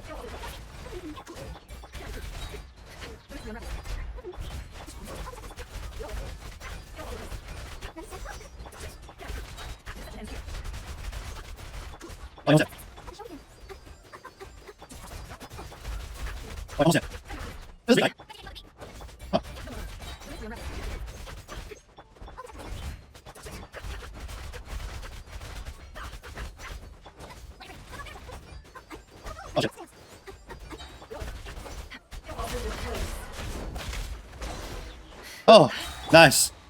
I got him.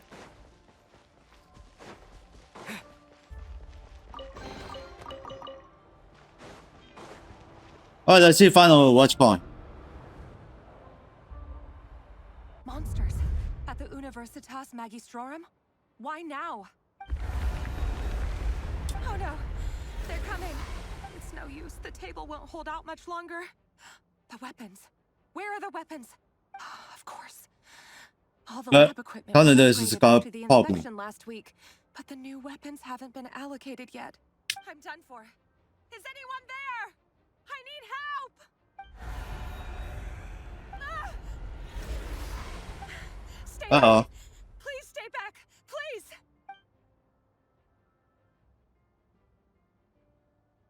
Oh, someone protected her. Huh?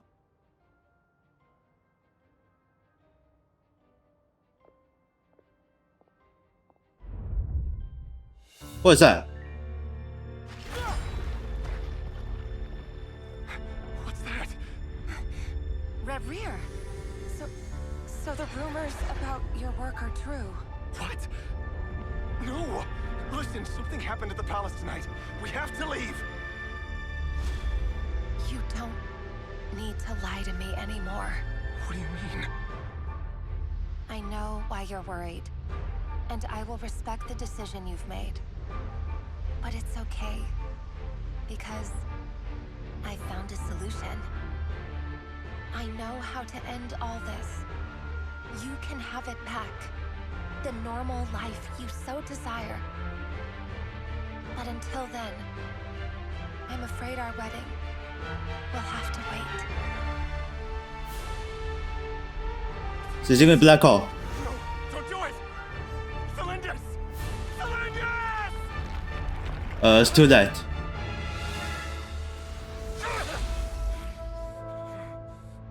I told you, Rerir.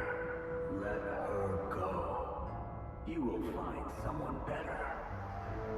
No! No, I won't do it! I have to save her!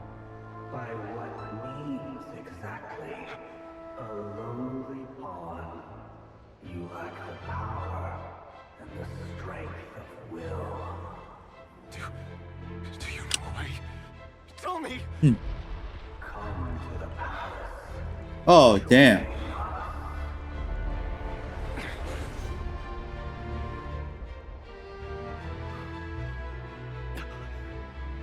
Rerir, thank goodness we... Step forth and take your share. You made it. Not you too.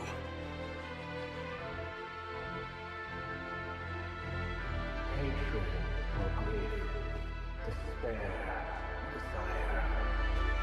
We all have our own.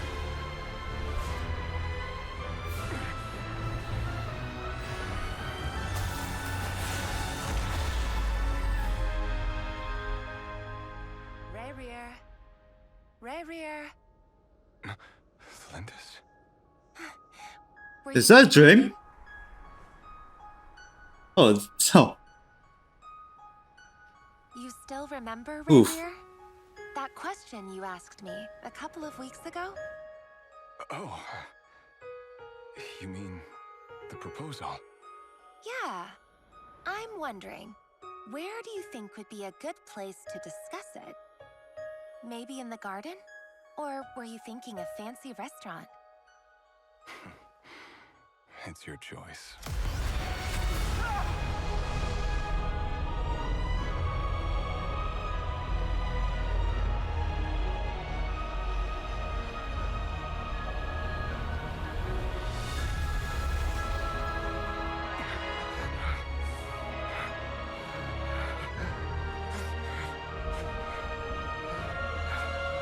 And now that's how we look in this.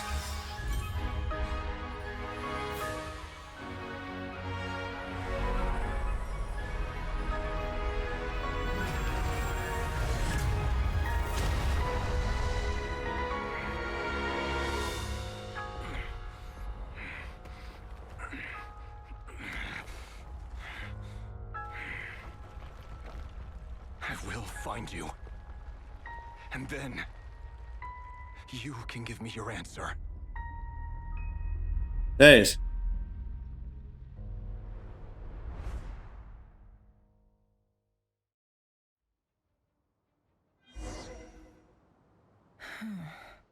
So that's how the Raker of Solnari was born. A monster created by circumstance is a monster all the same. Viewing other people's thoughts for too long can get uncomfortable. Right now, I'm feeling a strong sense of loathing. In a nutshell, the story of Conria is what happens when the truth falls by the wayside. Everyone tells little white lies, and before long, you have a huge pack of lies that destroys everything. Time to get back. His past is filled with sorrow, but the tale of any fallen civilization is one of endless tragedy. Cruel as it may be, that was Conria's fate.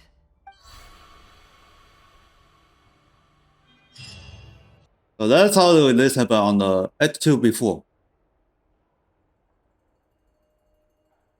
Everyone, I'm back. Can I get a standing ovation? Never! How are you holding up? Feeling okay? She's fine. Boss is a pro. Yes, I'm fine.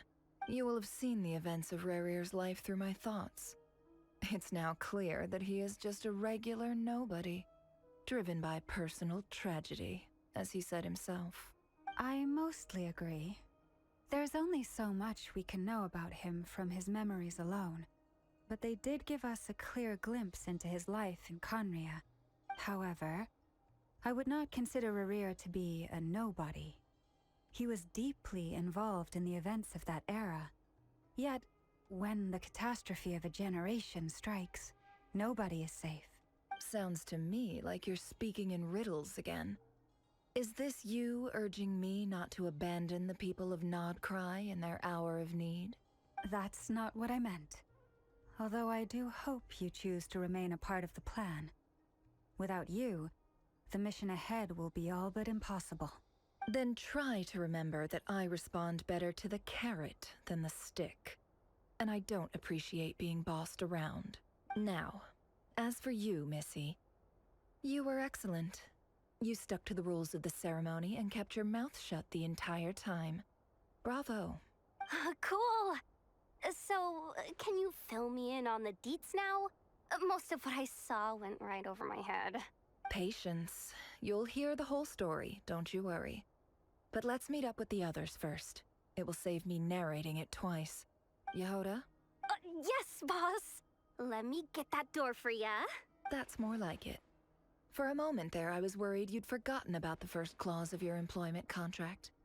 Forgive my curiosity, but what does the first clause say? It says I gotta do the annoying stuff that boss is too lazy to do for herself. Like opening the door, pouring the tea, yada yada. Is that right? If something is in the contract, it's because she willingly agreed to it. Rest assured that the Curatorium abides by the very strictest of labor policies. You don't seriously think I'm cruel enough to treat her like my slave? In any case, I've hardly shied away from my share of the work today.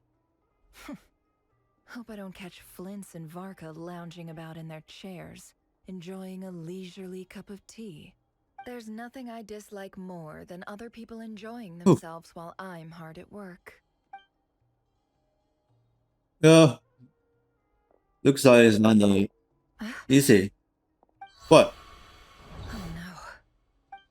What the hell?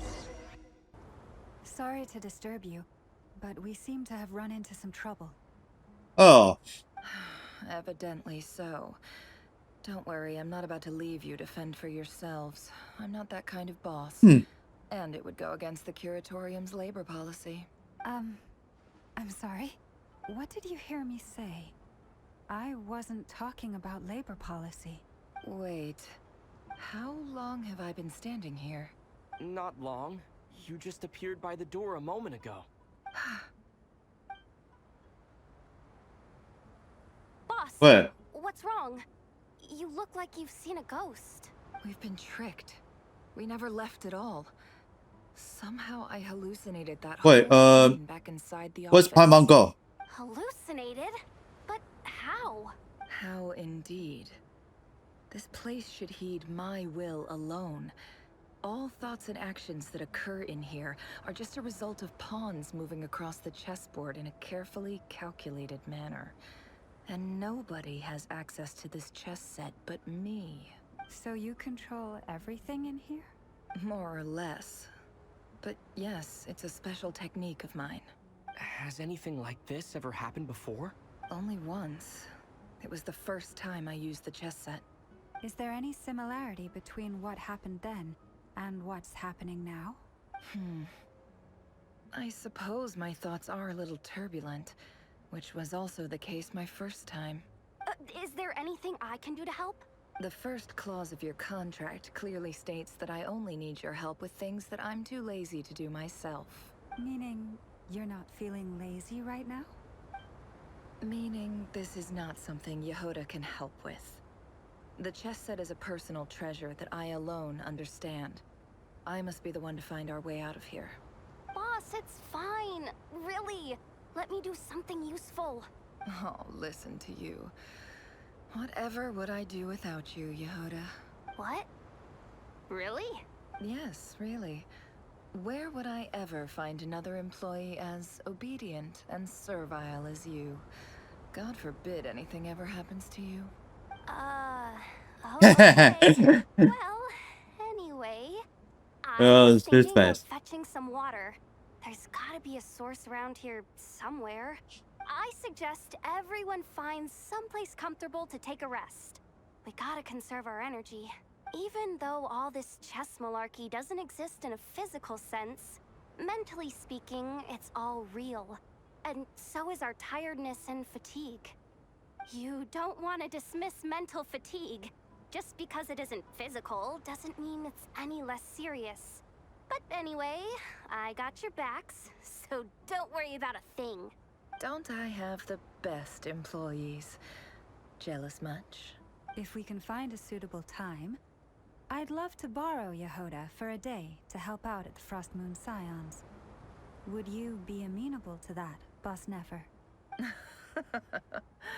Oh, Lauma. Have I ever told you just how pretty you are? Beauty runs from the tips of your antlers to the depths of your imagination. Time to rally, everyone. Follow me. As we continue our journey, the same rules will apply. That means stay focused and no talking no matter what we encounter. And don't disturb the chess pieces. You have my word that I will get us all out of here. Alright, let's keep going. This place looks familiar. That's Huh. not a good sign. There's someone up ahead. I wasn't expecting visitors at this hour. Wait, is that? Oh, it's him. There you are. What the heck? Sinue's been looking for you all day. Oh yeah? What were you doing just now, Uncle Retinue? Hiding away some more loose change? I know I saw some Mora. What do you mean loose change? Oh, come on, I'm too old for this. Just pretend you saw nothing. Alright, check it out. Kid, mind telling me what Sinuhe's been up to recently? I'm trying to get in his good books and I need a way in. Get in his good books? Why? What do you want with my dad, Uncle Apepi? I've written a new song. I Oh, it's so hope you tiny. Showcase it at the next festival, but I'll need his approval. A new song, huh? I'd love to stay and listen, but unfortunately, Uncle Retinue says my dad's looking for me. Well, there's plenty of time and I'm not going anywhere. See that pile of stones? Mhm. I'll be sitting there warming up my vocal cords. Come find me when you're done. Pile of stones. Got it. Alright, keep going. Let's go to the final one. Yeah, look at this place. Oh, going up. Hi, Dad. Uncle Retinue said you were looking for me. Ah, there's my little princess. If you'd gotten back just a little sooner, you could have shared the spoils of war with me. Spoils of war? Who were you fighting against, Dad? It was just a figure of speech. The aftermath of a sandstorm is no time to be waging war. I was talking about our war against thirst. I went out to fix our water supply problem, and now I'm back. Which means... We have a well again. That's right. I found a new one and brought back as much water as I could carry. It should last us for a good while. If it wasn't for these blasted sandstorms, our wells wouldn't be caving in. You wouldn't be spending all your time out searching for new water sources. As the chief of our tribe, I'm supposed to be leading us out of hardship and poverty, onto better things. You know how prosperous our ancestors were. I've told you all the stories. And look at us now. Squeezed into these hovels. No one would choose this, if it wasn't for the endless wars over the years. But things are looking up. I started working with some folks from the academia a few months back. They gave me some contacts in return for my assistance in the desert. So you're the academia's helper now? Special ambassador, they call it. Think of it as a partnership. It's nothing bad, okay? We've been isolated here in the desert for too long. Seeking opportunities elsewhere is the best thing for us, and the fastest way to progress. So, do you get anything good out of being a special ambassador? Of course. My luck's improving all the time. One day, I swear I'm gonna lead us out of this place. We'll find somewhere new. Somewhere better. Right, should we keep going? Oh, stop. That's our well, and you know it. You stole from us. Well, you've gone from chief to thief, and now you have to face the consequences. Did you really think you could take our water without permission and get away with it? You're either brave, stupid, or both. And that Special Ambassador Act? Yeah, nice try. We spoke to the academia. They said it was all news to them. You're a liar and a cheat!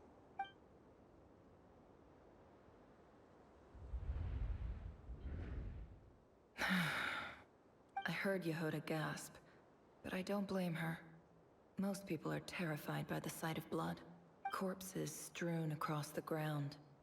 The wounds are clearly from scimitars and daggers. The desert dwellers' weapons of choice. There's a handwritten note on the ground. Let's see what it says.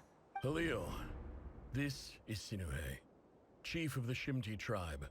Surely you remember me. I was the one who helped you and your colleagues avoid the quicksand in the desert. This is my second time writing to you. I assume my last letter must have gotten lost in the mail, as I didn't receive a reply. I hope this one makes it to you safely. I'm writing to you because I need some help. That sandstorm the other day completely blocked up our well, forcing me to look for another water source in Iab and Unut territory. It was a matter of survival. Praise the gods. The well of the Iab tribe was intact. It was my last resort. I drew what water I could and left, but not without being spotted. I fear they will retaliate. You told me to write to you if I ever needed help. You said you'd be my ally in the academia. I urgently need you to formally recognize my title of Special Ambassador and send some of your people to assist me for a few days. It's the only way I can convince them that this was the academia's decision and prevent them from retaliating. This is an emergency. Please send help as soon as possible. Looks like this letter never got sent. The writer died a grisly death, and the letter was trampled into the ground. It's badly defaced. Some parts are barely legible. What a ridiculous lie the surviving Shimti tell. Their whole village was butchered over a sip of water. Ah, officer. Welcome. Welcome to our humble village. I thought you would at least have the courtesy to provide Yeah, some this place respectable wants to move. libations. This is the finest wine our village has to offer. I promise.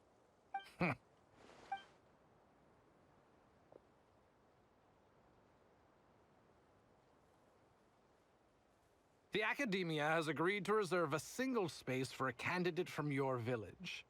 But I remain skeptical of this entire endeavor. I highly doubt anyone in this desert possesses serious academic potential. Please, have faith. If not in us, then in our god. The child we found shows great promise. I beg you, take her away from this place. Give her a chance. Don't let her talent go to waste.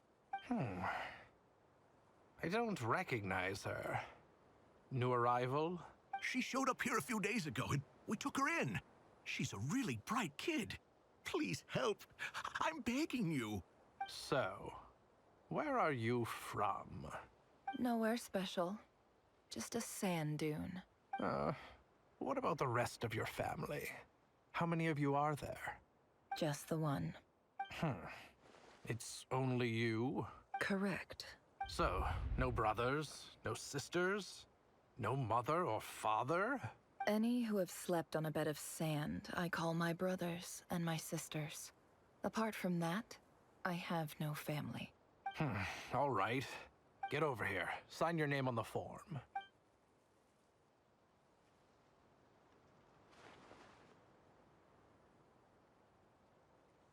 Never? You're rather fair-skinned for a desert dweller. 都是哪里的？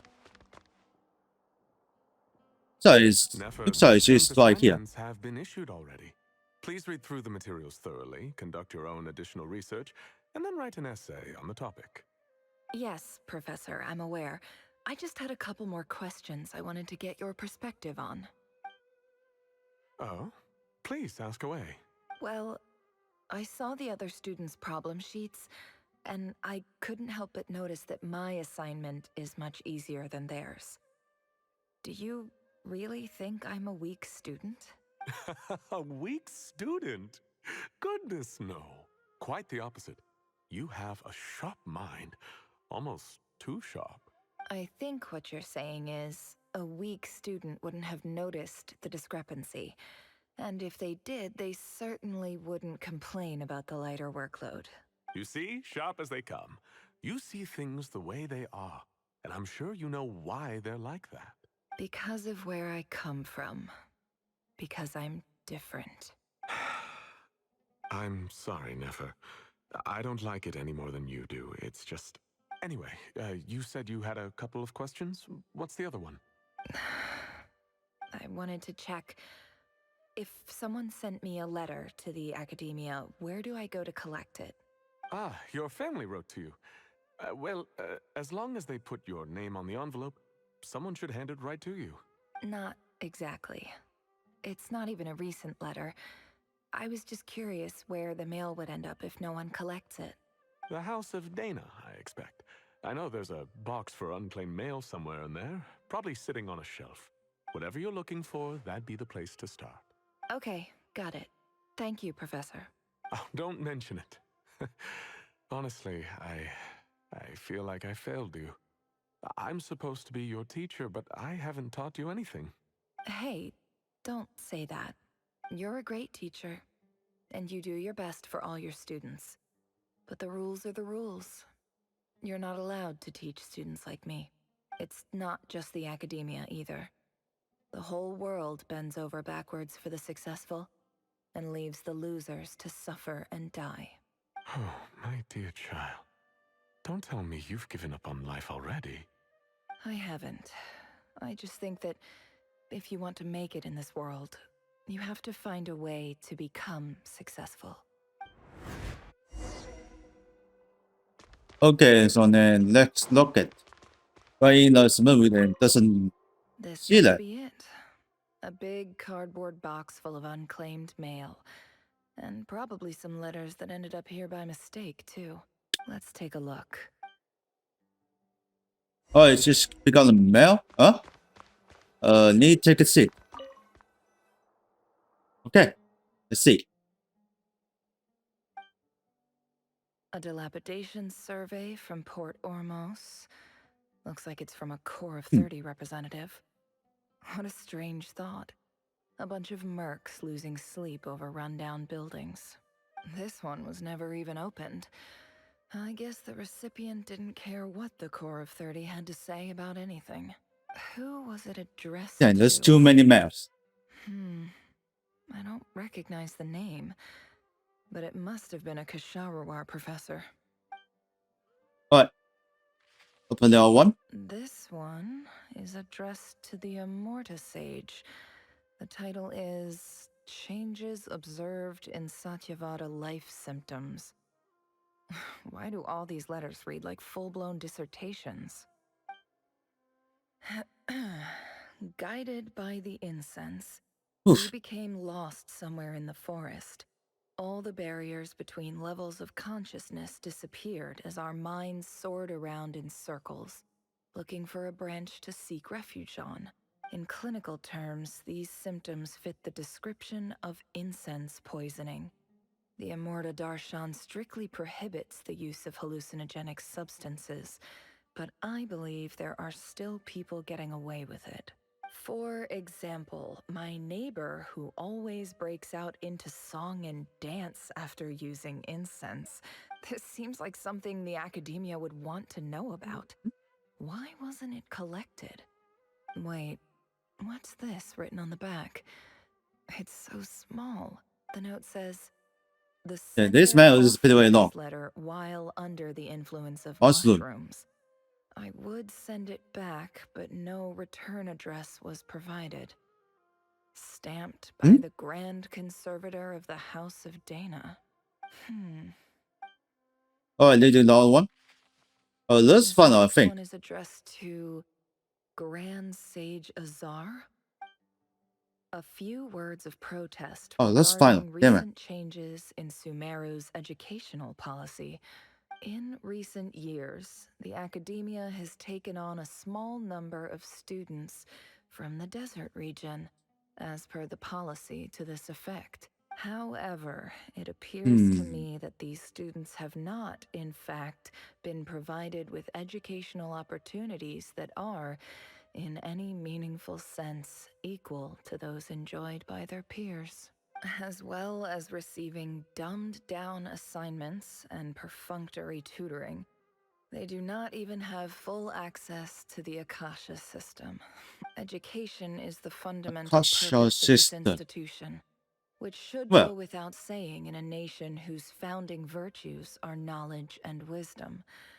I ask you, is the lip service we pay to the policy of education for desert students truly the standard of pedagogy to which the academia aspires? As Grand Sage, policy decisions are your prerogative, but do not forget your roots.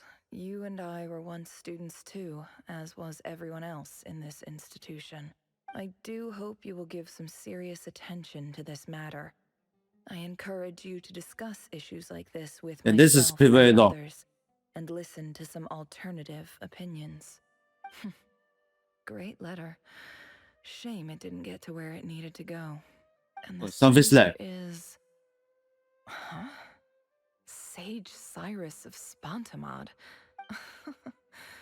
I didn't realize anyone else even knew how bad students like me have it in this place.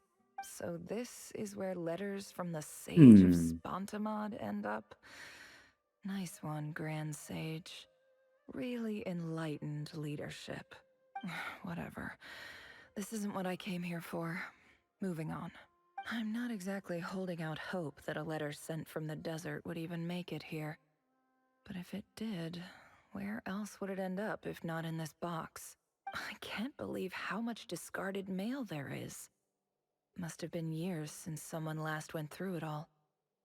And this is just one box. The whole House of Dana is boxes on shelves. I don't believe for 1 second that any human being has sat down and read through all the documents in this place. Who has that much free time on their hands? Alright, going to final.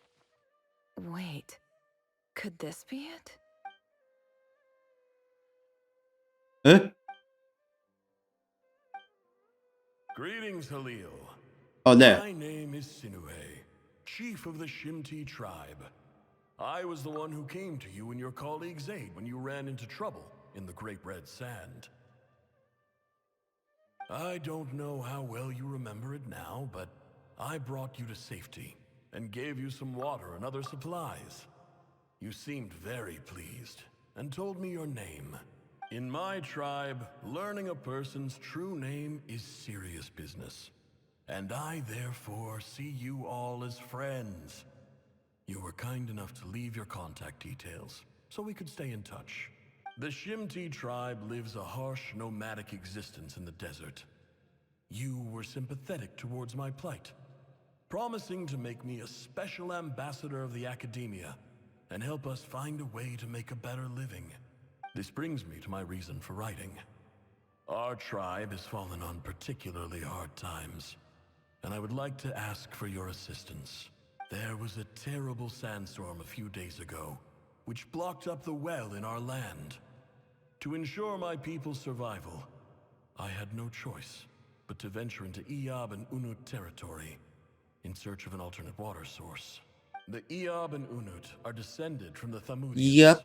While we Moonlight. trace our ancestry to Tulatula, we worship the Lord of Flowers and have had relatively good relations with our fellow tribes up until now. I found a well belonging to the Eob tribe. They declined to help us, but I really had no other option. So I took some water to keep me and my tribe alive. My actions are certain to incur their wrath. When we met, you assured me that you would be my ally in the academia. I would like to take you up on that offer, because I really need your help. I wonder if you could send an academia representative to meet with me. That aside, the last time you were here, you mentioned that the academia had started accepting students from the desert. And I told you a little about my daughter, Nefer. We have next to no resources here in the desert, and my power and influence are limited. Would you consider enrolling my daughter at the academia? She is a smart girl. I know she won't disappoint you.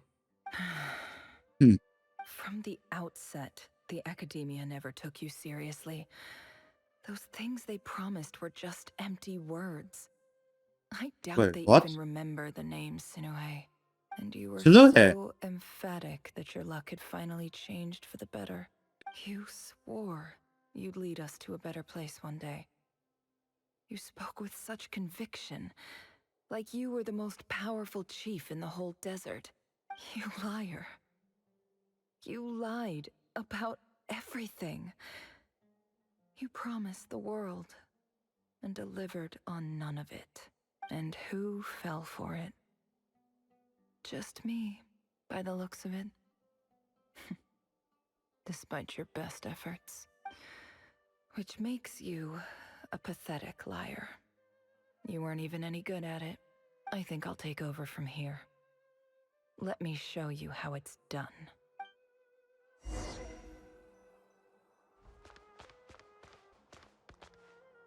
Oh, it is. I just came to say goodbye. Thanks for everything you've done for me in my time here. Nefer? You packed your bags. Where are you going? I'm quitting. Something's come up in my Oof. hometown. Gonna head back and deal with it. Huh? But this was a hard-won opportunity for you. You know that better than I do. It was. But it doesn't matter. I have more important things to deal with and they can't wait. Oh, and I didn't want to overfill my bags, so I left some incense on your desk. What's wrong? I thought you liked incense. Although, I did read somewhere in the House of Dana that it has hallucinogenic effects. Don't use it all at once, alright? Isn't this the stuff you brought from your hometown? You're just letting me have it? But you said it's a rare and valuable commodity. Yeah, about that. I lied. It's not rare at all. There's this bunch of ruins near my hometown that are practically overgrown with this plant. It's not worth much. Keep it, it's fine. But Nefer... Alright, that's all from me. You take care.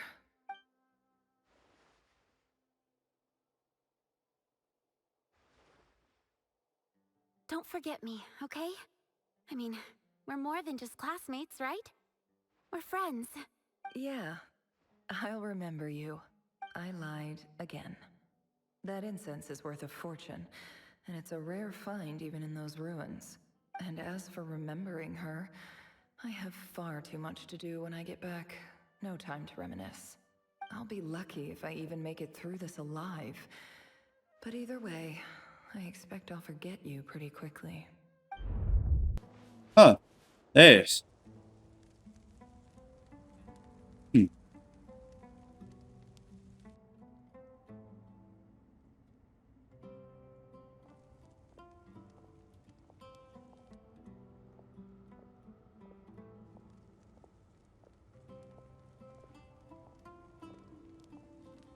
It's a pleasure to meet you, Mr. Arif. So, what does the Academia want? Since they've sent their special ambassador, I assume there's a big business deal to be made. If not, I'd be very disappointed. Please, sir, lower your blade.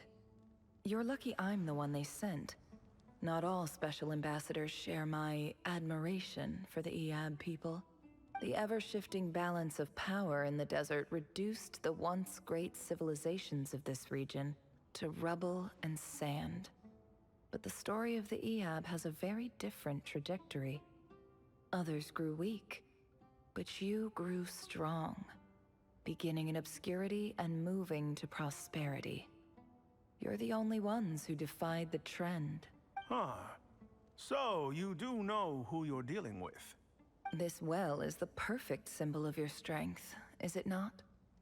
It used to belong to the Unut, but it looks like you have control over it now. You're not wrong. But I'm sure you didn't come all this way just to flatter us. Of course not. I came to bring you some very good news. Some information that recently came to light, which might just be your ticket to freedom. Records uncovered by the Vahumana Darshan show that a certain well currently under Eab control is built on top of some ancient ruins. These ruins are of great archaeological interest to the Academia. I checked the map carefully on my way over here, and I'm confident that this is the well in question. The Academia is offering 50 million mora in return for excavation rights. 50 million? No, wait. If these ruins are as important as you say, 50 million's a little low, don't you think? Don't get greedy, Eab. We know far more than you think. We know that you seized this well by force. Wasn't that the first step in your rise to power? To drive away the Unut and steal their water supply? So what if it was? Looks like prepare to fight. Don't worry. As unscrupulous as it was, it's something we're willing to overlook. The Academia is only interested in dealing with the de facto power holders in the region. I hope I am making myself clear. And I hope your words are the truth. If I find out the Academia is trying to play me, I'll hunt down every one of your people and make you watch as I cut their heads off one by one. I assure you, Chief, that would not be in your long-term interests. You don't want to make an enemy of the Academia. You see how I'm dressed, don't you? I appreciate that you've never been to the rainforest, but surely even you recognize an ambassador's attire when you see it. And what does a barbarian like you have to lose anyway? You really think the Sumeru Academia would bother to come all this way just to lie to you? We have more important things to worry about. All right, I take your point. The Academia is the highest authority in the land. I'm sure you're trustworthy people. In that case, we have a deal. We will sell you the excavation rights. I'd like to thank you, Ambassador. This is good news indeed. Excellent news. In fact, it calls for a celebration. Would you do us the honor of staying a while and enjoying some Eab hospitality? Gladly. I am partial to wine myself, and I trust you are as well. So let's indulge in a few drinks together, in celebration of this momentous occasion.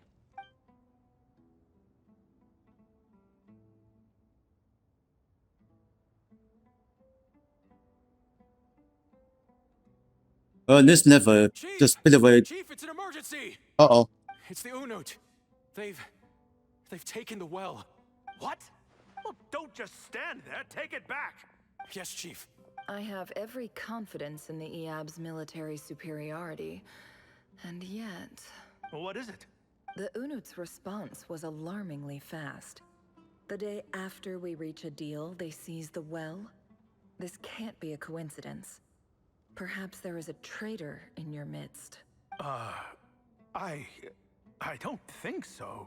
I am obliged to remind you, Chief, that the Academia will only deal with the de facto power holders.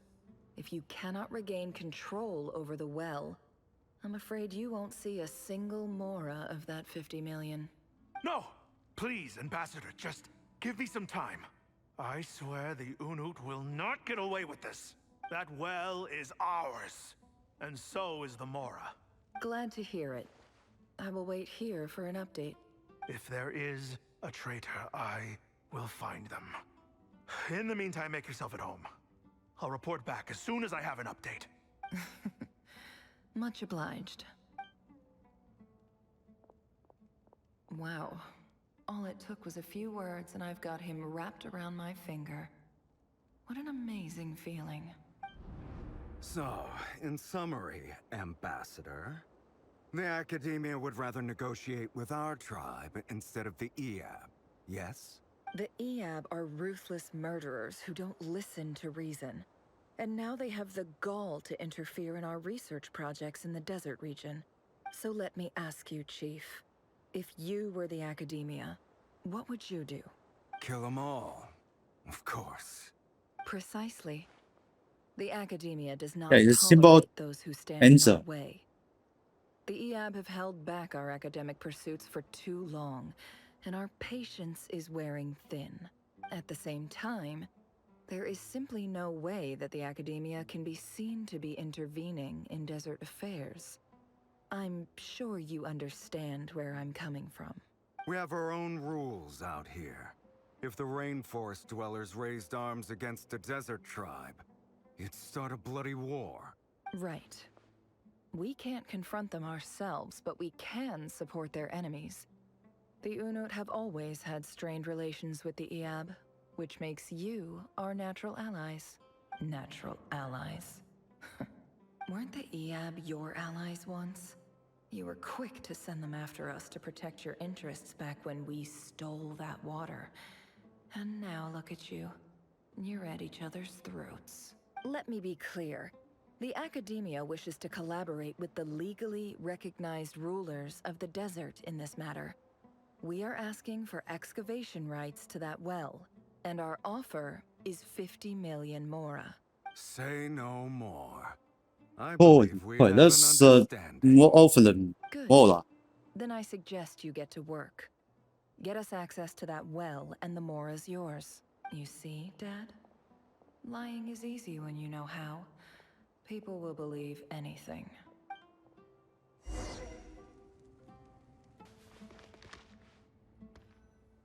Yeah, Honor Time is never a story so long.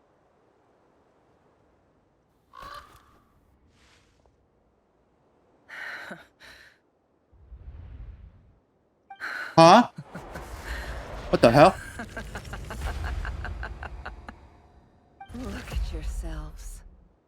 You Uh-oh. may be vile, savage monsters, but your butchered bodies bleed like any others. You're no different. You're nothing special at all. The monsters who destroyed my home, they're just ordinary, petty human beings. What a joke. I think we're even now. Maybe I've even done the desert a favor. It's a better place without all these people around. Oh, Look at this. Sinohei, my This is gullible gonna be fool of a scary father. for me. Perhaps if you'd been as ruthless as I was today, our tribe's people would still be alive. In this dog-eat-dog world, a chief needs to be tough to survive. But you couldn't do what had to be done. So I did it for you. Nefer, It's okay. All of this is in the past now. I believe I remember you promising to remain silent. Yeah, but even so... Yehoda, is there anything you can do to ease the tension? Okay. Alright, time for a sharp turn onto a completely different topic. So, anyway, that's enough of that. When are we getting out of this place? Feels like we've been walking forever. I'm getting pretty tired. Oh, Alma, you tired? Yes. If we can find somewhere to sit down, I could certainly do with a rest. It's not far now. There should be a temple just up ahead. Is this situation about to reach consummation? Yes. Really? A temple? That's where this story ends? I guess that's how things go in the desert. Well, I have been to a similar place with friends from the desert before. Desert dwellers can never escape their destiny. Or so everyone says. I never wanted to believe it, but looking back now, I'm as desert as they come. You mentioned a temple. What's waiting for us there? My biggest trade secret of all. Ah. Then I'm guessing it's where you got your power from. The power to peer into other people's minds. I didn't know you were clued up on any other religions. I'm no expert in the history of Sumeru, but since you come from the desert, I would imagine it has something to do with King Deshret. The major figures in the desert belief system too. Sounds impressive. Especially with a monk base. Oh, I know who you mean. General Mahamatra Sino. The spirit of Hermanubis dwells within him. That's boss enough for ya. She knows Oh, everything. she knew him. Sino's hardly a figure of obscurity. But I know about Sethos too. What about him? Is he a big deal or something? Well, he's not a small deal, let's put it that way. You sure know your stuff. Please, this is the bare bone basics. Save the flattery. Thanks for your patience, everyone. She's new Sino. I'm sure it's but been a lot. all time no meet. With any luck, that's our exit just up ahead. I've never said right. Ah, there is.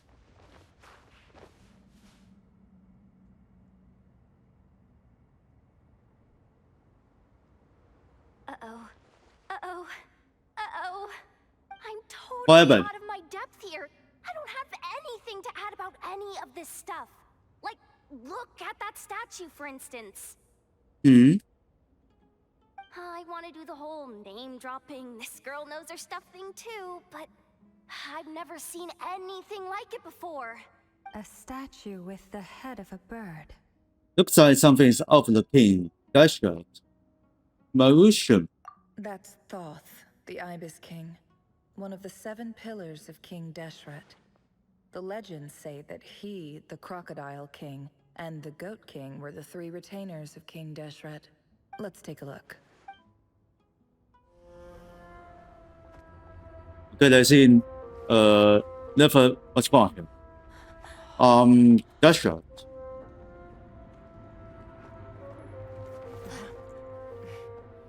What? Oh, there it is. It's just Ashru. So, all is well?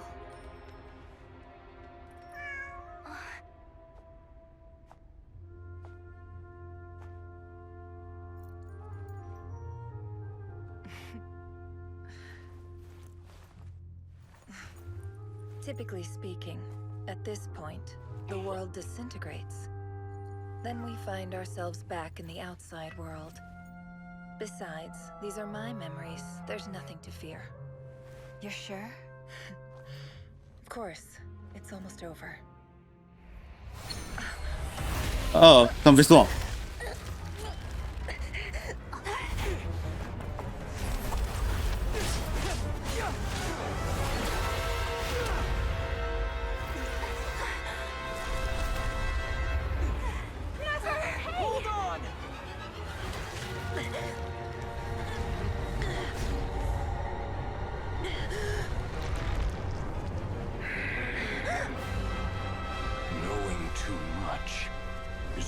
face a death sentence. Speak for yourself.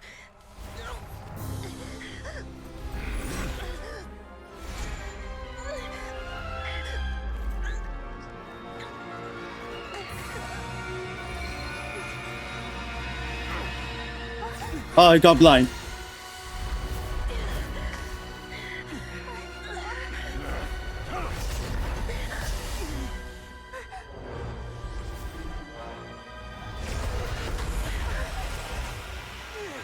Oh, who's that? How repulsive. It stands left.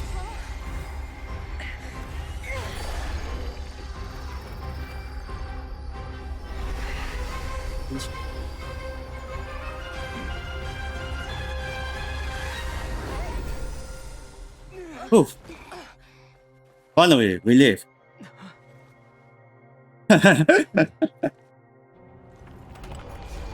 It's not over yet.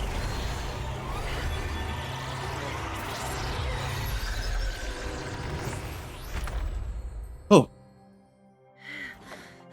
Too close. It's too close.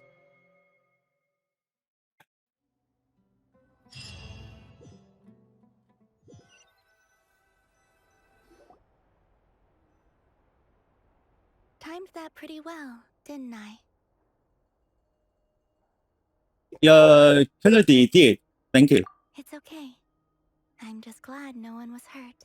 Paimon noticed you doing something too, Dainsleif. Were you helping get them out? Of course. When I asked Nefer to conduct this investigation, I was not naive to the dangers involved. I had a duty to ensure your safety. Good to know your sense of justice is still intact after all these years. I take that to mean that you saw the truth. That comes as a great relief. I certainly did. And thanks to your help, I also managed to trap Rerir inside the chess set. Whoa, really? How'd you manage that? Well, to be honest, I sensed that something was wrong long before we made it to the temple. By using this fragment to probe into Rerir's past, well, the monster formerly known as Rerir, it seems I alerted him. I was tracking him, then he caught on and started tracking me too. Can't say I'm surprised. But how did he track you through your thoughts alone? That shouldn't be possible. Rerir was a secret agent who reported directly to the Vinster King. He is an expert at finding a trail and hunting down his pursuers. No wonder. He infiltrated the chess set, read my thoughts, and built a new virtual chess set inside of it. That's why we weren't able to leave at first. Speaking of your chess set, it's quite a remarkable item. Would I be right in thinking you have some connection to King Deshret? You overestimate me. I only have a connection with one of his underlings, the Ibis King. You all saw how this came to be. A long time ago, the Eab massacred my tribe, the Shimti, in our home village. A few years later, I enrolled in the academia, where some new information came to light.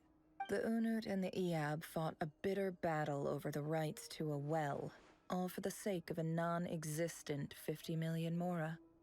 The Eab ultimately won that confrontation, but their victory came at the cost of almost every warrior in the tribe. The final blow to the Eab came at the victory feast, when an Unut assassin beheaded their chief right before my eyes. The remaining Eab fled and have been scattered to the winds ever since. Having gotten my revenge, I returned to my hometown, where to my surprise, the nearby temple was still standing. There it was, seemingly immune to the relentless hostility of the desert, while my tribal home lay in ruins. As I stood there gazing at the temple, I noticed a cat just outside. This cat, as it turned out, Oh, it's a trap. It's finding a layer. Damn. he led me to a gate deep inside the temple. This So that was chess back set one is my for gift inside. from the Ibis King. The chessboard within is made to the same specifications as the one in the mausoleum of King Deshret, and represents his power of piercing analysis. With this chessboard in its container, I gained a certain ability to perceive hidden secrets. Now, You could conclude that the Ibis King simply wanted to give the people of this world the power to seek the truth. But I don't believe that's the full story. Every god plays favorites. Their hearts are as fickle as any humans, full of secrets, perversions, egotistical tendencies. But precious few gods are willing to admit this. It is the same with all powerful forces, including fate itself. Their gaze falls preferentially upon a select few. As you rightly point out, this is an act of favoritism. If you're alluding to the Abyss, then yes, I agree. Gather the others. It's time to share everything I've learned.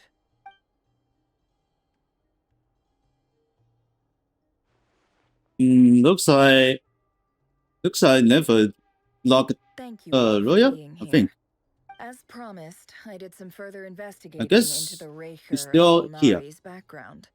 I am pleased to report that the investigation has been most fruitful indeed. The Raker of Solnari, real name Rerir, was once a Conrian subject who served the Vinster King. I will now share the important details of his story. Please save any questions or comments for the end.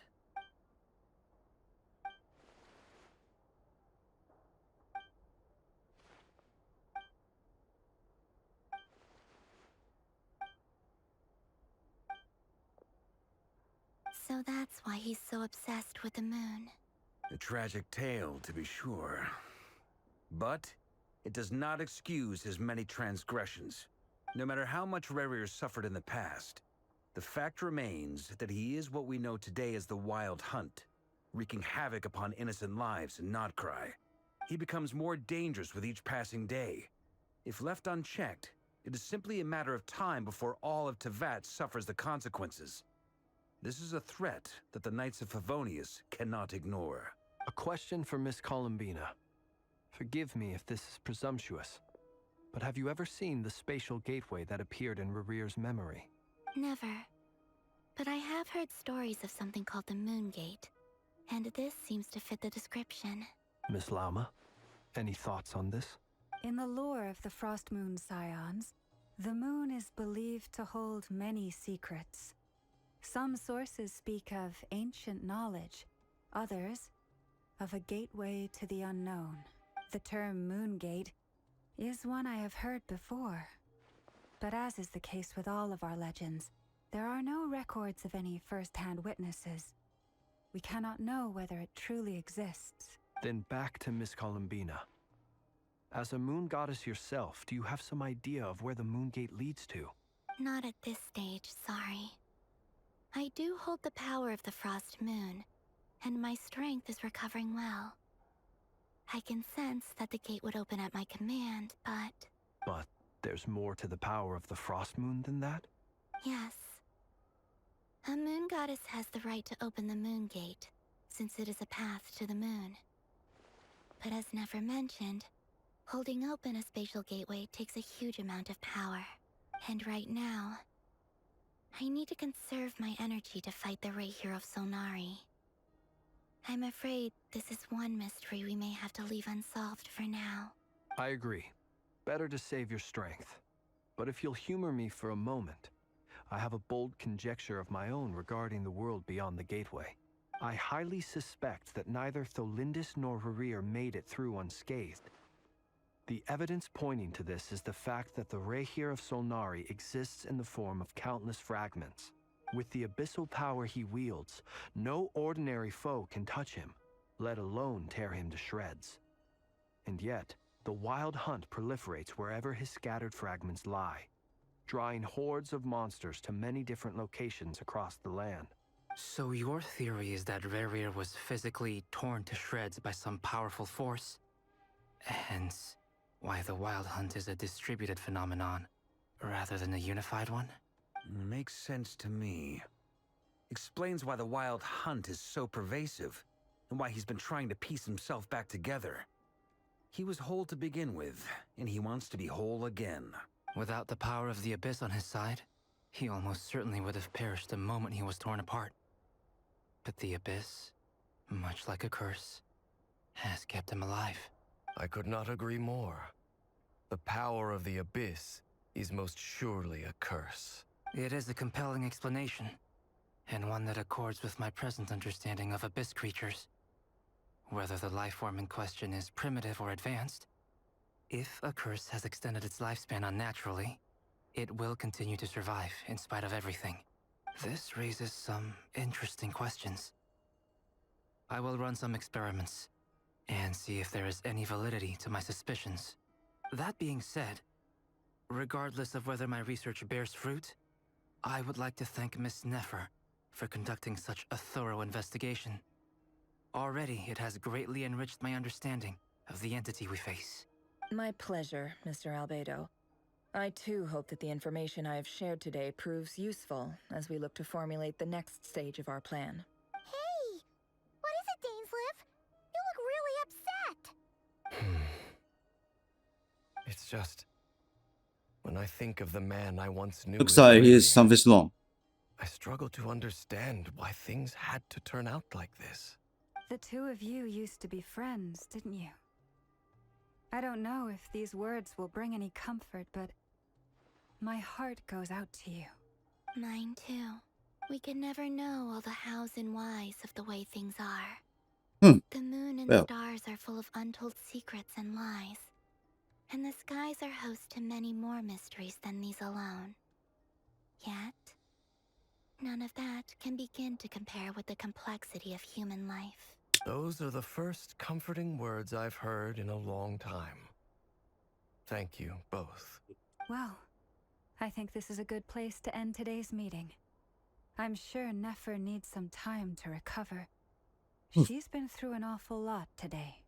That's very thoughtful of you. Of course. Sounds good to me. Take some time to rest and digest before we reconvene to nail down a plan. Alright. Going back to the hotel. And do something. Hey, is this a bad time? Hope I didn't kill the conversation. It's fine. Come on in. No need. Come on, let's talk outside.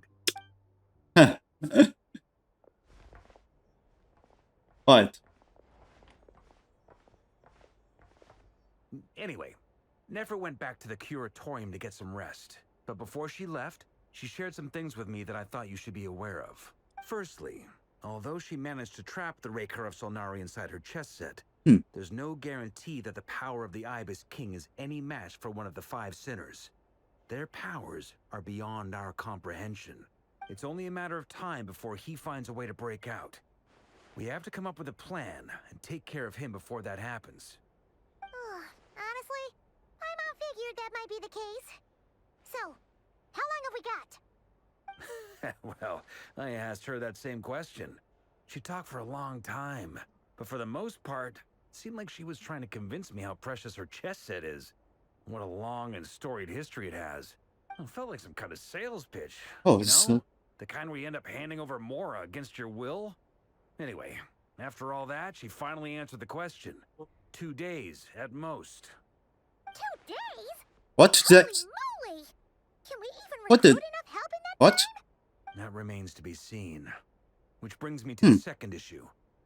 Dainsleif is obviously conflicted about this whole thing. But given how little time we have, there's no way we can pull this off without his help. You have some history with him, right? Do you think maybe you could talk to him for us? I see what I can do. Great. I appreciate it. All right, on to item 3. So, Albedo, Durin, and I put our heads together and came up with a plan. Can't promise it's gonna work yet, but at least it's a start. We figured we'd bounce the idea off you first. We'll explore it further once everyone's recovered. Oh, this. Excavate. Oh, Paimon's dying to hear this. All right, so here's what we're thinking. What is that? We felt a little uneasy about roping you into this. I mean, firstly, you're not locals, and secondly, none of us are your boss. You're well within your rights to refuse if you so choose. Roping us in? Why would you even say that? We know the stakes here. It's all of us against the Reher of Solnari, or none of us stand a chance. I choose my words very intentionally, I'll have you know. I like to think there's an art to striking a down-to-earth tone even when the stakes are through the roof. Sir Varka, I have a few thoughts about this plan. I'm all ears. I think we can be more flexible Okay, let him how the talk. roles are allocated. In my view, the most sensible lineup would be like this.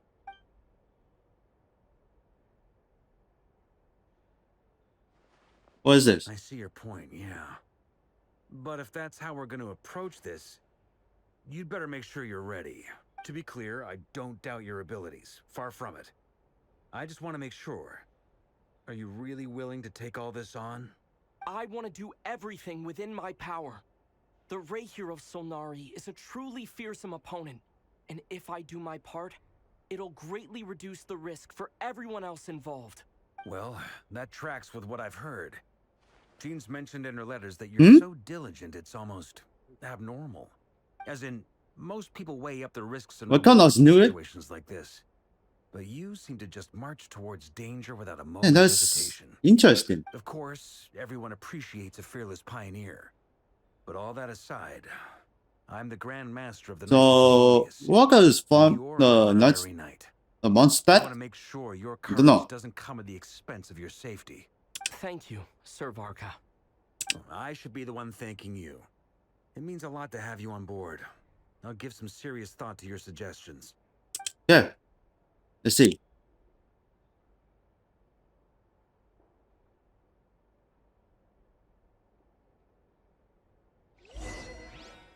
Okay, now it's something. Okay, here it is. This is a thorough plan, but I do have one last question before we take action. How can we be sure that our enemy won't leave the designated area? Great question. Hmm. Albedo's been hard at work analyzing Rarer and the Wild Hunt's behavioral patterns.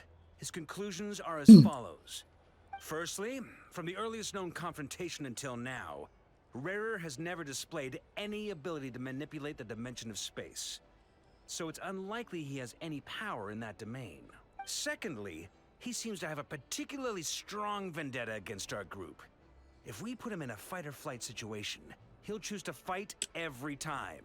Thirdly, finally, and most importantly, he is consumed by hatred, both for the moon and for his enemies. Let's try to defeat Turns out, we Rayer. check both of those boxes.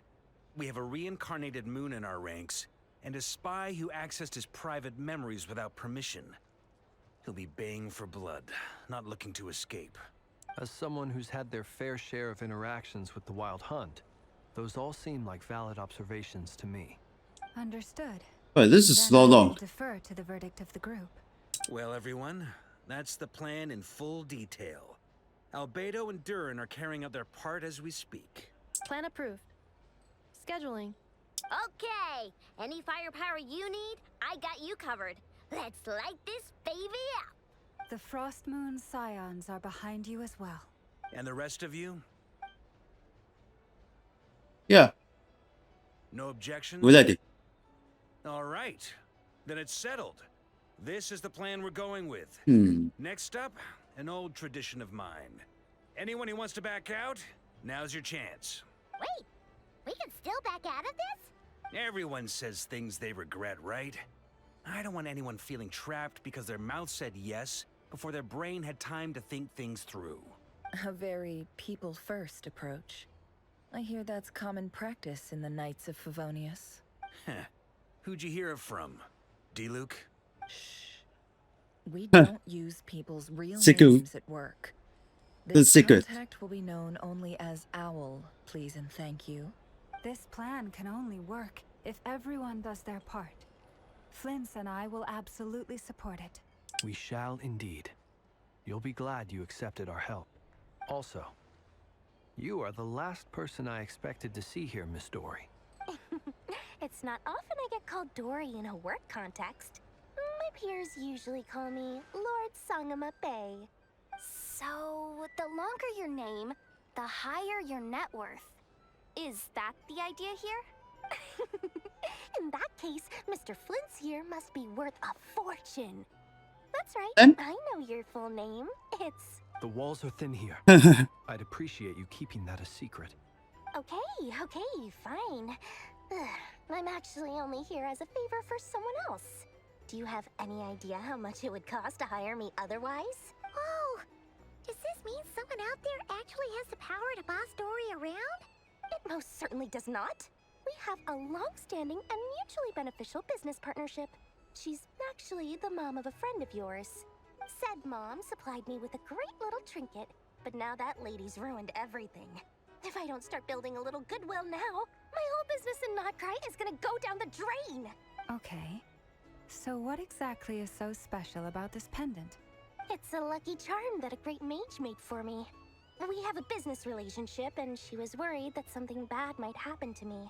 So, she wanted me to have something that can store power to protect myself with. I finally got it all fully charged up with Kuvaki, and then never went and used it all up at once!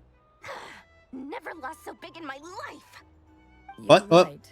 It was all my fault. I didn't mean to drain all the Kuvaki in the pendant, but I'll make it up to you. You will? Well, in that case, how about you give me your chess set? And we call it even. I knew you'd say that. Well, it's yours if you want it. In fact, take it now, and I'll even throw in a free Raker of Solnari. Deal? You're putting me in a difficult position. That's here. deal.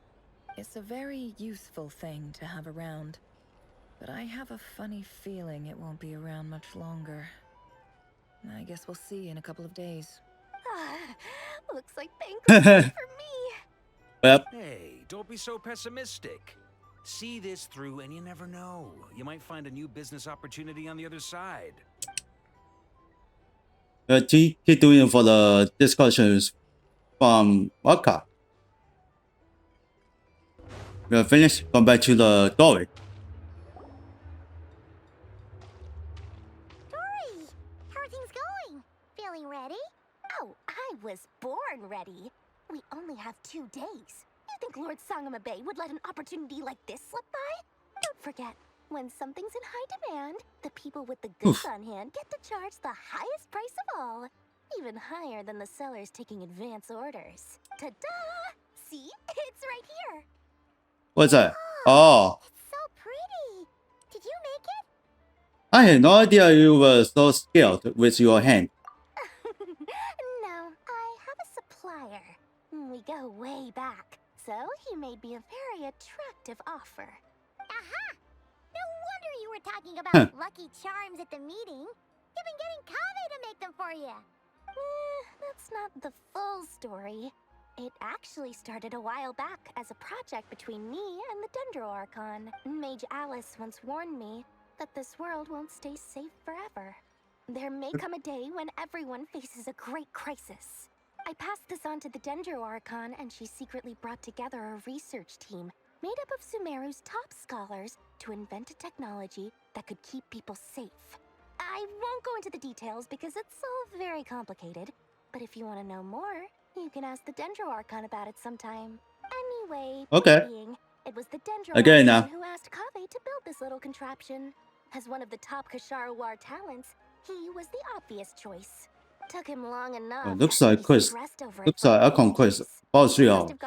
Not just before anymore. Before producing a final product. But that's Kave for you. Marak delivered it to me a couple of days ago, along with a letter from Kave. Could I ask why I'm sending this technology to you? And what's your proposed use case? Has it been approved by the relevant authorities? So nosy. My fault for sending him the research permit to begin with. Surely Nahida must have told him you were involved in this project. He was probably just nervous because you're always so secretive about your business. Could be, could be. Anyway, I just replied, let's hope there never has to be a use case. Because it would involve grave danger. Fair enough. But it sounds like he was just being cautious. He probably felt responsible as the one who made it. Or maybe he was asking as a favor for his housemate. He's done that before. Not sure why, though. His housemate doesn't seem to really care that much about this kind of stuff. Either way, all's well that ends well. I'm just glad to finally have my hands on the product. I wouldn't want to be without it, given the potential dangers that lie ahead. What is it? Huh? What does that look mean?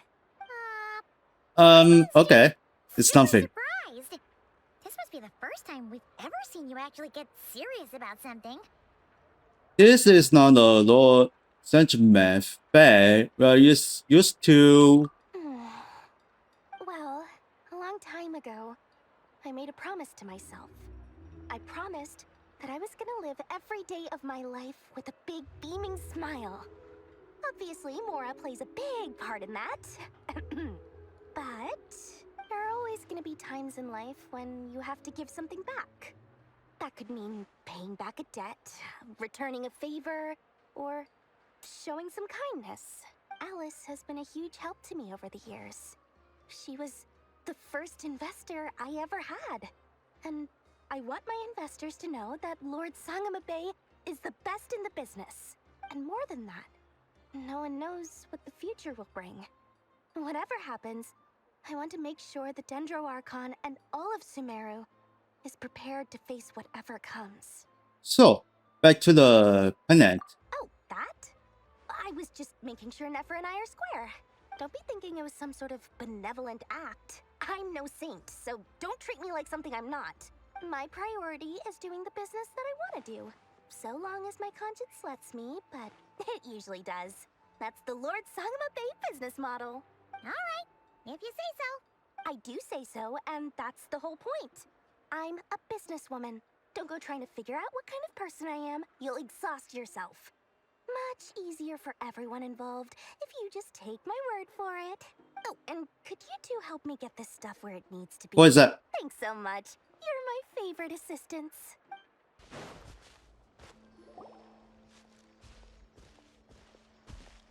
But that's the next set. Possibly. Traveler, Paimon, it's good to see you. Everything going smoothly over here? Sort of. As you're probably aware, Varka, Diren, and I captured some abyssal creatures from the Wild Hunt. Per the plan, we dissected and analyzed some samples of these creatures. The process went very smoothly.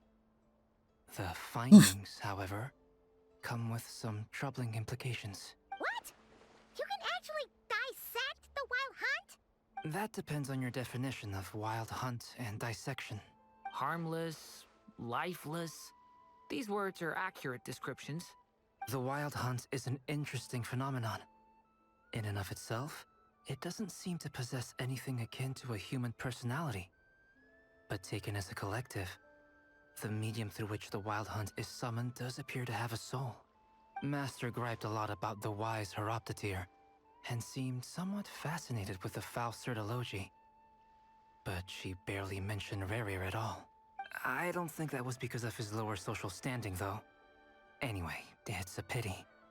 I should like to hear her thoughts on the nature of the life form he has become today. It's a strange mix. The furious energy of an abyssal being channeled through a fractured physical existence. A consequence of being torn apart by an unknown power. Perhaps the only explanation for his survival in this state is that he sacrificed a degree of individuality in exchange for a continued existence. Oh, sorry. Once I get talking about interesting research, I have a tendency to go on indefinitely. Back to our research findings. Essentially, they confirm my hypothesis. Rerir's corpse is completely contaminated by the Abyss, and the effects are irreversible. You could think of this as Rerir in mutated form. But in my view, even that would be inaccurate. In reality, his whole being has been consumed by the Abyss. In other words, he is now nothing more than a manifestation of abyssal power. Unfortunately, at present, we have no means of completely eradicating abyssal unfortunately. power. Hence, we cannot fundamentally destroy the Rayhir of Solnari either. Oh, that's terrible news. So, that's it? We can't defeat him? Not even if we get the power of the Three Moons? Miss Columbina's Sweet situation moods. is a difficult one. Oh. She can never achieve wholeness when the world does not accept her presence. It's as if her creator banished her to a place she can never be accepted. It means she spends most of her energy just on her own survival. Given the circumstances, it's only natural to despair. But we must see this plan through to the end. Time to kick off the backup plan. Oh, Paimon almost forgot. to bring it. Ah, how wonderful. Well, thank you for making the trip. Durin and I will be heading off shortly. I'm sorry I won't be there to protect you in person this time. Please be careful. We will. All right then. Stay safe. All right, check it out.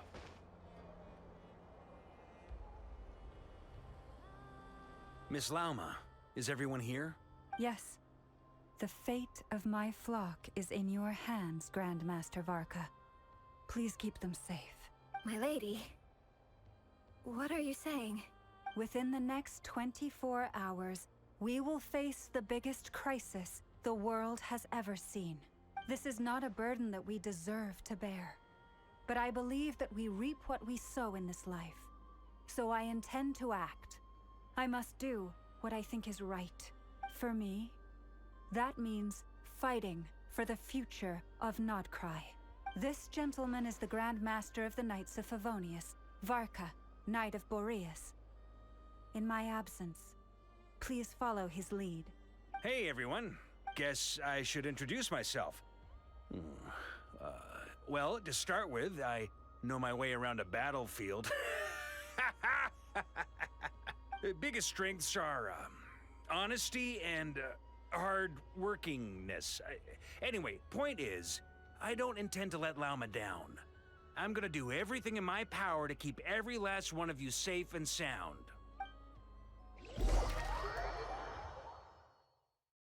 Genshin and who's that? God damn it!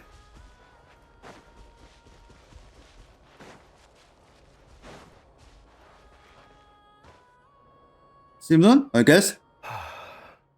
Something on your mind? Miss Columbina, was it? Columbina. I believe that's how the others addressed you. That's right. Names are funny things. Have you always been called Dainsleff? Yes. I take it your own name has a more complicated history. I have a different relationship with names than other people. To be honest, I'm not even sure that Columbina is my name. At least, not in the same way that Dainsleff is yours. But it's what everyone calls me, and I go along with it. A lot of my life has been that way. I get so used to things that I forget to question why they are so. I never used to think much about where names come from, or what they mean to people. Maybe something's wrong with me. You're different from other people. I sensed it the first time we met. You're more perceptive than most. I'm sure your long life and rich range of experience explains that. Do you ever find yourself missing Conria, Mr. Dainsleff? Difficult to answer. I have dreamed of the past many, many times. Sometimes I'm fighting tooth and nail. Other times I'm lying on the ground, defeated. I don't recall any happy moments from that time. It has been too long. Is that because hatred survives longer than love and affection? That would not be for me to say. I make no excuses for the grudges I bear. But whatever the reason, I remember little that was beautiful or sentimental. Thank you for your help with the Rerir situation. Without your efforts, I never could have learned the hidden truth of his story. You're welcome. I know he's your friend. Friend? He betrayed me. And I never really understood what he was going through in life. Some friendship, that is. Okay. So, do you plan to fight him with us? You see? You're Come on, do something. Now you know what really happened. I guess you had a plan to fight with me. Lawyer? Yes. Of course. I completely understand. Anyone else in your position would feel conflicted too. Actually, I went through something similar myself recently. Something happened that changed my perspective on a situation. A situation I took for granted at the time, but now I feel very grateful for it. You mean the Harbingers who still support you, even though you've left the Fatui? Yes. I always thought they were only helping me because Harbingers are forced to work together. But then I abandoned them. A warrant was even put out for my arrest. And even now, they still support me. Well, this is Mr. G. Hello. I was wrong about them all along. Genshin Impact. Clearly, they view you as a friend. I feel a little guilty now. 你是他already knew I it. regret not seeing her help for what it was, and not treasuring it. I see the guilt that you're feeling now, because I feel it too. Sometimes yes. Talking about it will do us both some good. Have you noticed that the Traveler and Paimon are over there? If not too I busy. think they've been listening. Huh. Shall we say hello? Sure. Hello. Sorry, we just concerned about you. I apologize for making you worry. No doubt you wish to know where I stand on the plan. Oh, I sent you for the Recher of Solnari. in this venture. I'm afraid I need a little time, but I will seriously consider joining you. You will? Oh, thank you so much! Everyone will be so grateful to hear that! They needn't be. But this is for me very important. Safety first for your life. Matter to them.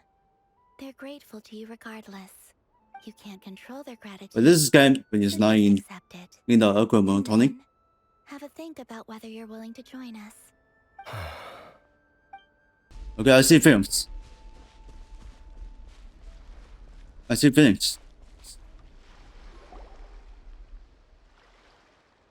Ah, you're earlier than I expected. Hey, Flint's! Been waiting here long? Not too long. I came a little early, so Okay, not too long. Are you nervous about the battle? Quite the opposite. I'm reminiscing on my past battles. When I was a battle is I had not touched a weapon in many years. yeah. I felt like the battlefield was not where I belonged. But after waging war against the Wild Hunt for so long, I came to realize something. A life of absolute peace is simply not a possibility for me. My restless flame indicates that somewhere inside of me, no joy. There is a deep No see. yearning to root out the evil in this world. Oh, that doesn't sound like such a bad thing. I agree. Well, in the past, when I was a Fae whose primary concern was hibernation, it was hardly ideal. But it certainly serves me well here in the present. And I am delighted to be able to join forces with you in this endeavor. Looks like I'm not the first to arrive. Ah, Miss Lauma. Did you sleep okay last night? I struggled to settle down at first, because of the nerves. But don't worry. I got enough sleep in the end. I'll be just fine. Thanks for everything. Please. I'm just doing my part. Never! Over here! And never still. The goods has been delivered. Aino asked me to relay a message. She said Anefa will be on high alert and keep a close watch over all secondary districts where defense is required, providing support as necessary. Meanwhile, Aino herself will provide range support to us directly, using her latest invention. Excellent. My thanks to all involved. Oh, you taking this? The chest set's looking a little Damn. unstable. It won't hold him much longer. We should be Try to get able out to here. engage at a moment's notice. No sense sitting around waiting. Let's make the first move while we still have the option. I agree. Paimon, find a safe hiding place. Got it! Be careful, Traveler! I will. Alright. So then, good luck for us. Everyone, take your positions as soon as the battle starts. Every It's coming ounce out. of strength we have in our bones, let us bring to this fight. Ready? Let's go. I've seen all your futile ploys before. You have become the authors of your own demise. I wouldn't be so sure about that. You are merely a moment of sport before I tear down the moon. Alright. It's time to fight. Finally! Yep, you too. Oh my god!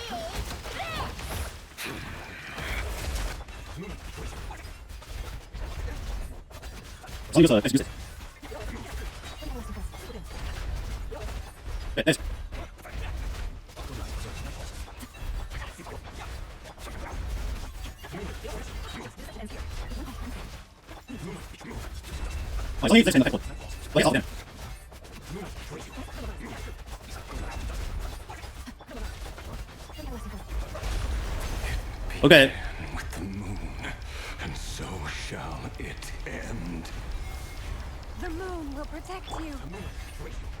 Honest.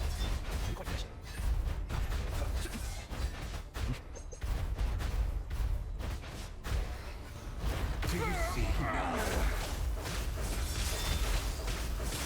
Oh yeah? Are you sure? Yeah.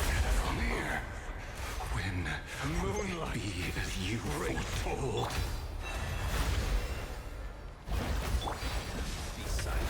Observe. Dear foul spirit, you're not welcome here.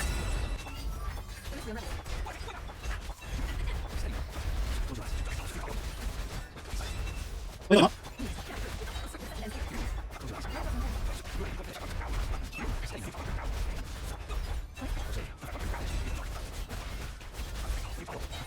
Oh, yes.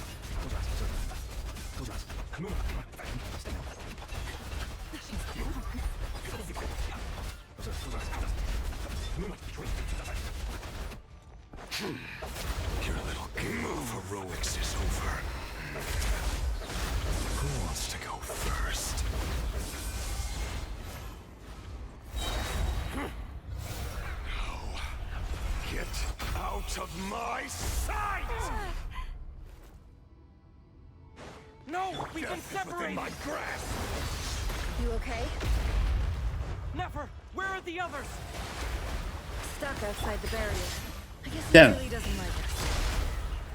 I told you before, knowing too much is always a death sentence.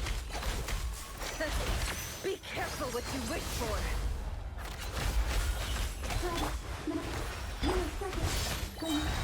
Mama! Can you hear me? Silence. The voices are gone. But at least I know they're still there. Yeah, no single. Stick to the plan. Remember my most important task. If I can stall him for long enough, the moment will come.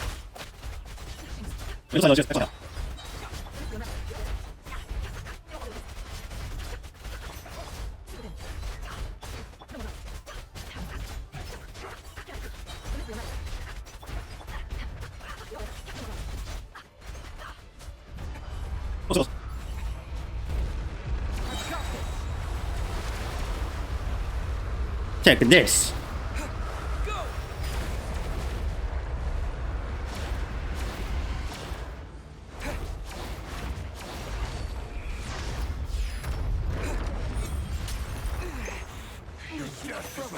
Show respect. Oh, oh, boy.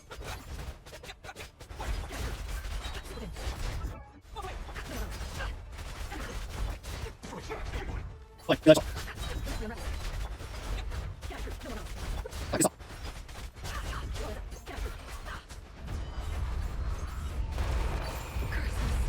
There's no other way.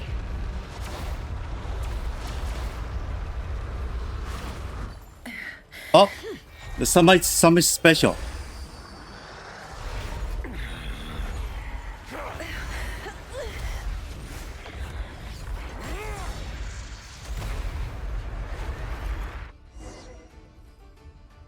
The only way to defeat Rarer is to borrow his own power.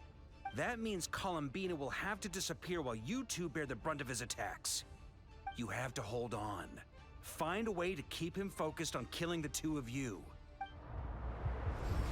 Remember for the... Oh, Lord hell. Never. Your eyes are bleeding. Soon you will be powerless to resist. And then I will reduce you to dust. But that dust will plague your memories. Come on. Keep holding on. Any other tricks up your sleeve? Let's see them. As entertaining as they are. You've backed yourself into a corner. You don't fool me. I see your fear clear as day. I have to stoke his rage. Make him unleash everything.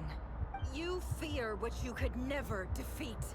You fear the thought of never being able to save your beloved. You cannot win the fight against fate, Rarier. Is that what you think? Well, now it's your turn to feel afraid! You fear the sound of your own name? Is it us you hate? Or is it what you've become? Let's see what becomes of you!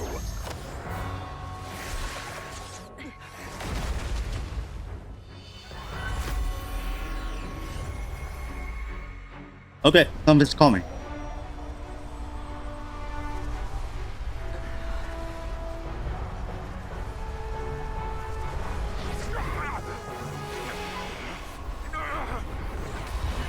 Oof. Happening? Huh. That power. I've seen it before. Albedo.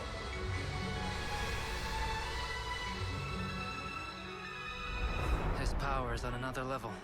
We'll need to use an alchemical array to convert his power into a usable form. Then quickly channel it into Columbina, rendering her powerful enough to compete with him. What the hell? She's drunk. I'll join you. I can help. If I release enough abyssal energy into a confined space, it'll create a potential difference, allowing us to extract a huge amount of elemental energy. Next, I'll synchronize with everyone's minds using Pyro, then give you temporary access to their abilities and fields of view. But it won't last long. Can you see? Well enough. Alright, took a funny enough. So, we have a student of Gold Rhine-Daughter in our midst. How about that?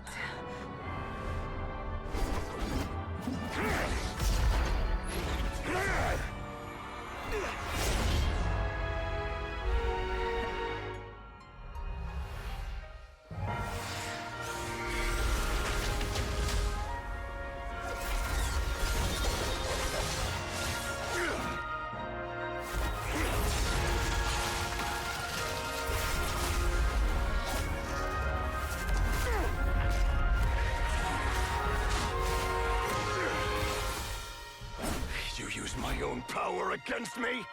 Just like how you stole Kuvaki. Look familiar?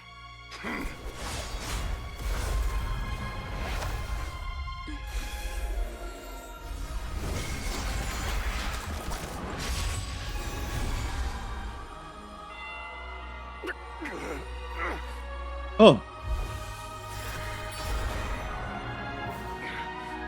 Alright, say goodbye. There you are.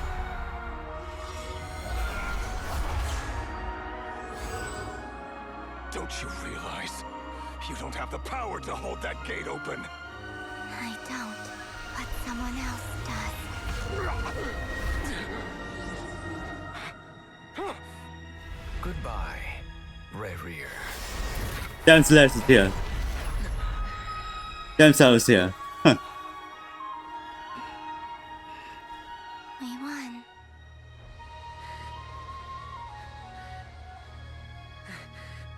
Oh. It's over.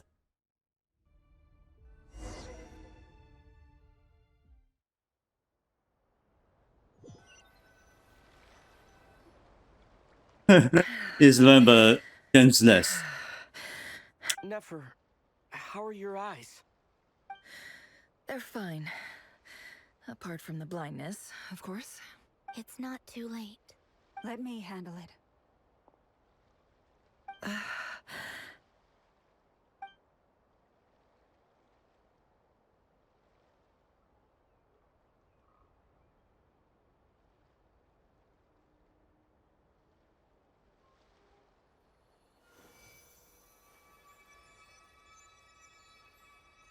Miss Nefer.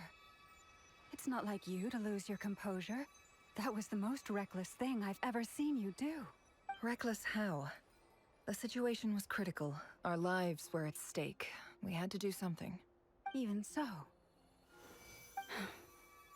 Okay. I guess you're right. Under the circumstances, it was a wise decision. You traded your eyes for an incredible victory. In business terms, I suppose that's a huge return on investment. I'd be hard-pressed to argue otherwise. Still, I don't like this outcome, and I don't want you to lose your sight for good. People suffer when they make sacrifices they shouldn't have to make. Whether that means faith, strength, or in this case, your ability to even see. I had hoped you could win without sacrificing so much as a single hair on your head. Thank you. Really. All done. Don't try and open your eyes just yet. We'll see how you're doing in a couple of days. Until then, please follow your recovery plan to the letter. I'll send full details through Yehoda. Alright. The hell is complete, but it's not completed yet. We have fought bravely and achieved a spectacular victory. A dark cloud has been lifted from the skies of Nodcry. All in this land will be grateful for what you have done. The moon will remember this day. Thank you both. Oh. Alright. Yehoda taken Nefer. Back to the rest. There's something I want to let you know. Lupina. What? What is it? When Durin connected everyone's minds so I could access their powers, I also felt everything they felt. And since Nefer's eyes were injured, my eyes are hurting now too. Huh. Hold on. Let me try. I only feel the pain. There's no actual damage. I just thought I should tell you. You're right. There's no damage. That's a relief. But I must say, I'm surprised to hear the Kuthar share something like this with me. In the past, you never used to open up about yourself. Things are a little different now from how they were. I'm learning to share how I truly feel with my friends. Friends? You have no idea how glad I am to hear that.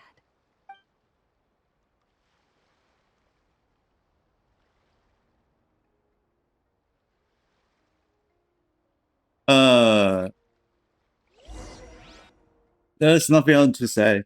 Also, we are blocked to Raya. So then, go to sleep for the dream. How are you feeling? Any aches and pains? Did you sleep well? I'm doing all right, Paimon. No need to worry about me. Phew. Well, that's good. Paimon's been sitting on the edge of the bed worrying about you for ages. You slept all day and night. Poor Paimon had to eat all by her lonesome. Glad to hear you didn't starve. How was the food? Well, it wasn't the same without you there to share it. Honestly, Paimon just can't relax when you're not your usual self. She couldn't enjoy the food and settle down to sleep. Well, I'm back to normal now. Oh yeah, and Albedo swung by earlier. He said to tell you to head to the tavern when you woke up. Varker and the others are organizing a victory feast and they want to celebrate with you. He also dropped off some medical supplies, but you seem fit as a fiddle, so guess you won't be needing those. If you're feeling up to it, let's head over now. Wouldn't want to keep them waiting. Alright, looks like it's complete. Alright, so then... Oh, there it is. Okay. Well. Traveler and Paimon! Perfect timing! We were literally just saying how there's no way we're holding this victory feast without you any longer, and we would have postponed it till tomorrow. How are you feeling today? Much better. Thanks. Don't worry about me. Relieved to hear it. If that changes, just let me know. Happy to check you over at any time. Yep, we're here for you. Anything you need, just let us know. Oh wait, where's Nefer? How are her eyes doing? Nefer's right over there. I'm sure she'd love to. What? So then, it's outside or the next one. It's okay? I think so. It's okay. Traveler, Paimon, are you recovering well? Much better. Thanks to the good rest. You're looking well too. Turns out that moon chanter has some real talent after all. My eyes were mostly recovered after just a couple days rest. I can actually open them again now. Yeah, but you gotta be careful. Lauma says not to strain your eyes while they're still healing. Yes, thank you. I'm well aware. Yehoda, could I borrow you for a moment? I could do with an extra pair of hands. Oh, sure. Coming. Did you hear that? I gotta go help Lauma for a second. You guys chat among yourselves. I'll grab us some drinks on the way back. Paimon, you still like 'em sweet? You bet. Make it extra sweet, cause Paimon's earned it. Sure thing.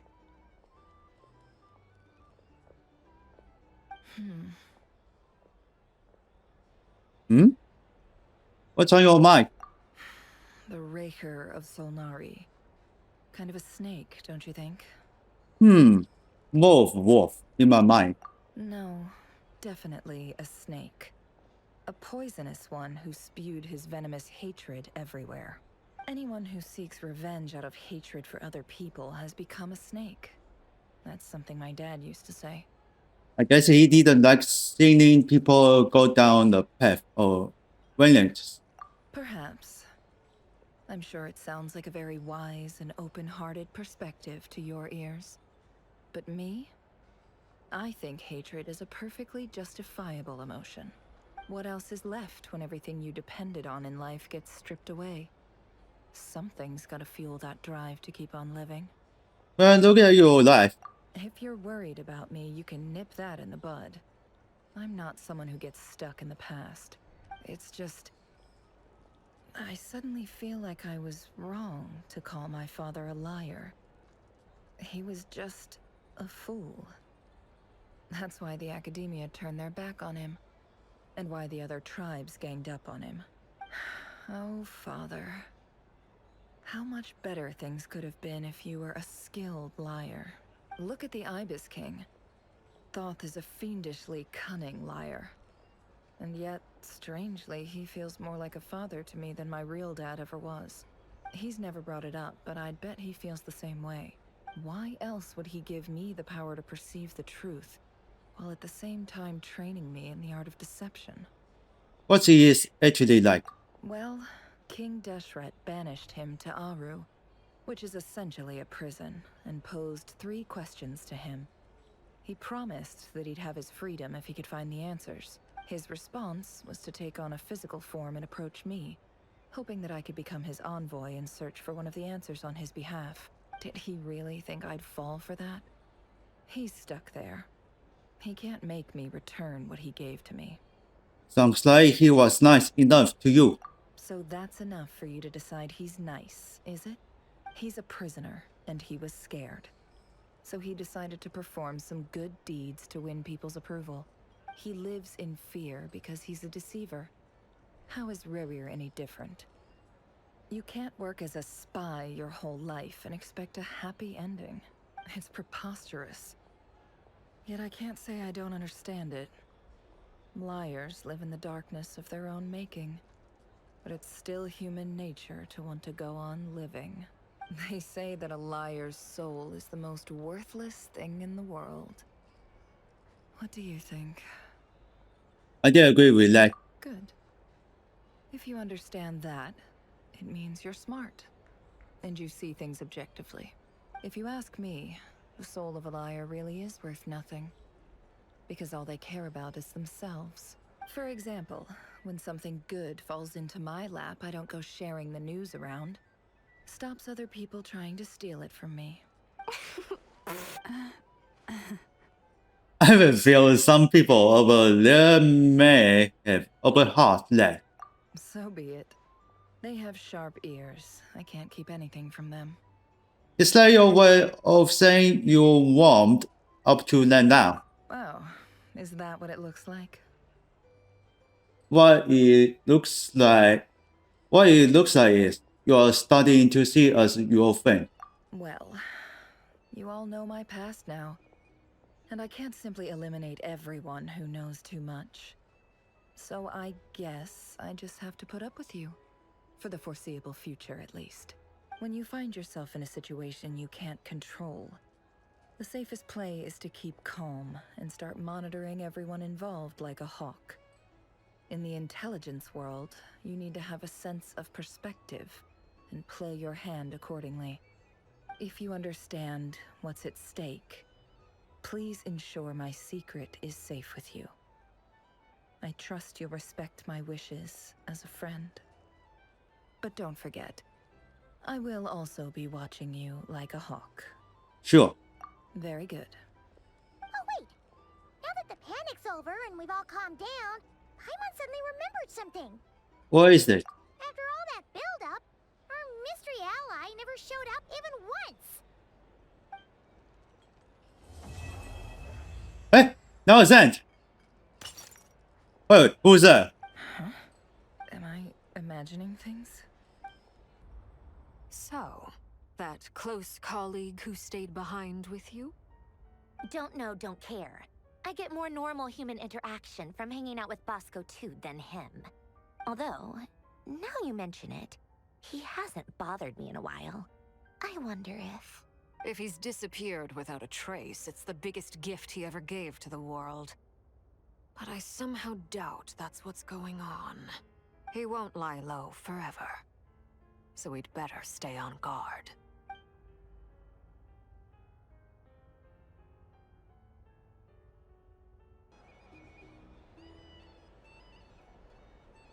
Ah, Lord Sangama Bay. How lovely to see you. I must thank you for the device you provided. It was an enormous help.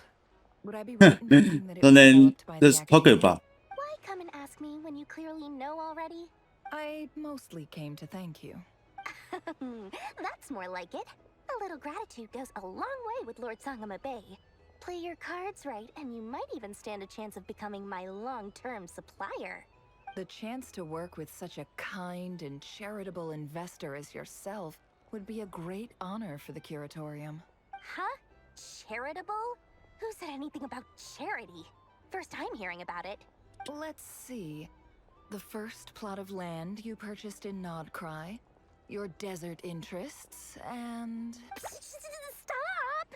What do you think you're doing? Exposing my investment history! It's nothing to hide from. They're all perfectly legitimate investments. And some of the land you purchased was with the intent of building a sanctuary? Yes, I heard about that too. How did you... You're a curious case, Lord Sangama Bay. You don't like people finding out about your good deeds, do you? But I'm afraid no matter how hard you try to keep things under wraps, where there's a will, there's a way. You did it for Sumeru, didn't you?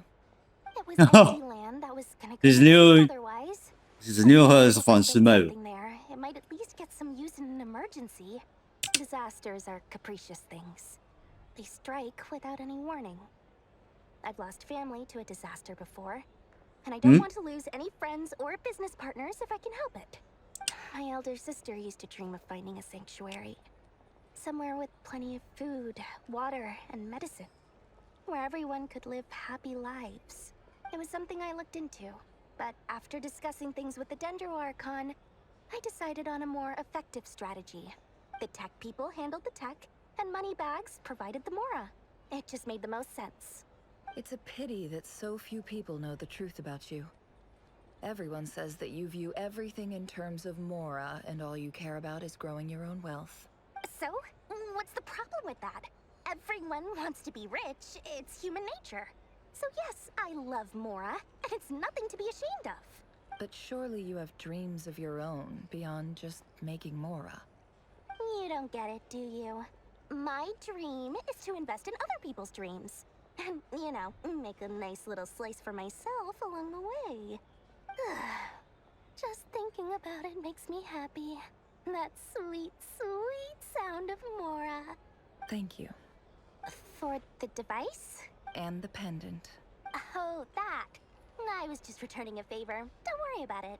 Seems like we've both been away from home for a very long time. Yeah. So long that I barely remember what my family even looked like. That would be your mother, father, and sister? Yeah, though it's been years since my sister passed away.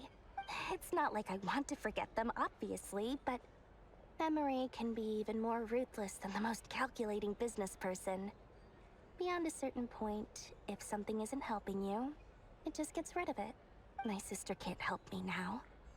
Slowly but surely, her face is fading from my mind's eye. It's become a vague impression. Not everything will fade. When loved ones pass away, the beautiful memories are the ones that last the longest. Yeah, that's true. If you ask me, that's the one silver lining in all of it. Well, that, plus, I'm sure that life is much better now than it was back then. Oh, absolutely. I have tons of Mora, a big beautiful house, business is booming, and I'm as happy as can be. You've got a lot going for you too. Boss of the Curatorium of Secrets? I'm sure there's plenty of Mora to be made in that line of work. I appreciate the vote of confidence. How have you been holding up? Any adverse reactions? If you start to take a turn for the worse, make sure you tell me right away. You don't need to worry about me, Grandmaster. I'm fine. I mean, I barely did anything, so... What? You're too humble, young man. You played an indispensable role in the battle for Nodcry. We can't thank you enough for your support. Sometimes, when people praise you, it's because you deserve it. The best thing is to accept it calmly and with grace. It's important to learn how to respond to words of admiration. Let's do a quick demonstration. Albedo, that was an incredible feat of alchemy. The pressure was on, but you worked flawlessly at lightning speed to get the job done. Thank you. I can't take all the credit, though. Durin played a big part in forming the alchemical array. See? Did you catch that? A masterclass in how to take a compliment. Okay, yeah. I did work pretty hard to help prepare for the battle. No point denying that. Hey, you guys! Seriously. Good of all, everyone. You all outdid yourselves. Hey, look who's bounced back. Looking good, traveler. Seems like you've recovered. You won't need to take any more medication. Can I get you a drink? Huh? You know how to order at a bar now? Hmm. You've sure learned a lot recently. Handling a drinks order is ridiculously simple compared to alchemy. Don't worry, I'll blend into society yet. Paimon believes it. You're clearly a fast learner, just like your brother. To be totally honest, though, Paimon didn't quite follow all the details when you first explained the plan to us. Don't worry, that's completely understandable. Unless you're a student of alchemy, it's hard to grasp the principle and how the process works. To put it in the simplest terms, we saw how our enemy stole the power of Kuvaki. And that gave us the idea of stealing his power to turn it against him. When facing an enemy you have no hope of defeating, it's best not to engage them in battle. So, instead of looking for a way to overpower him, we decided to help Columbina get strong enough to at least stand up to him in a fight. For this to work, we had to analyze his modes of attack, confirm who his main target was, and make sure that he wouldn't go beyond the range of the alchemical array. For added security, we prepared a total of 4 arrays.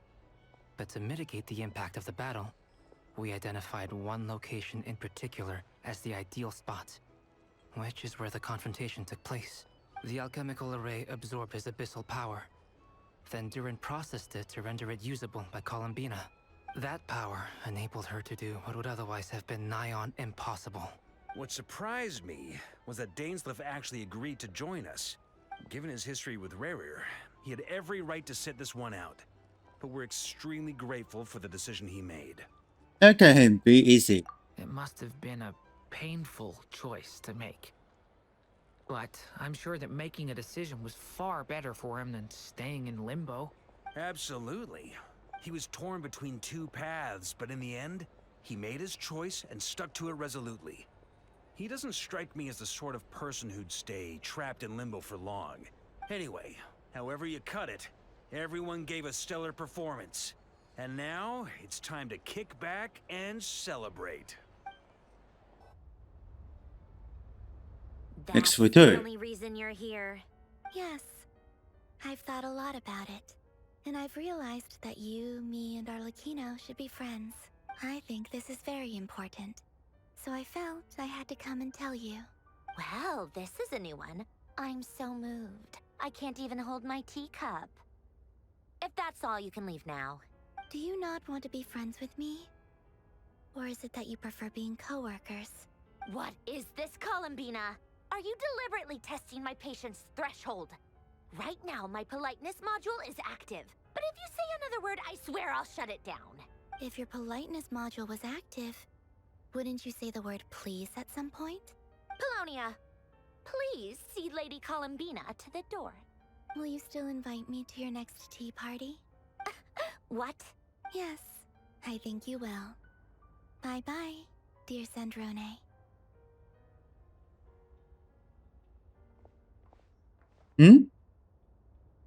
Catch up with a friend? Last time, the Wild Hunt escorted you out.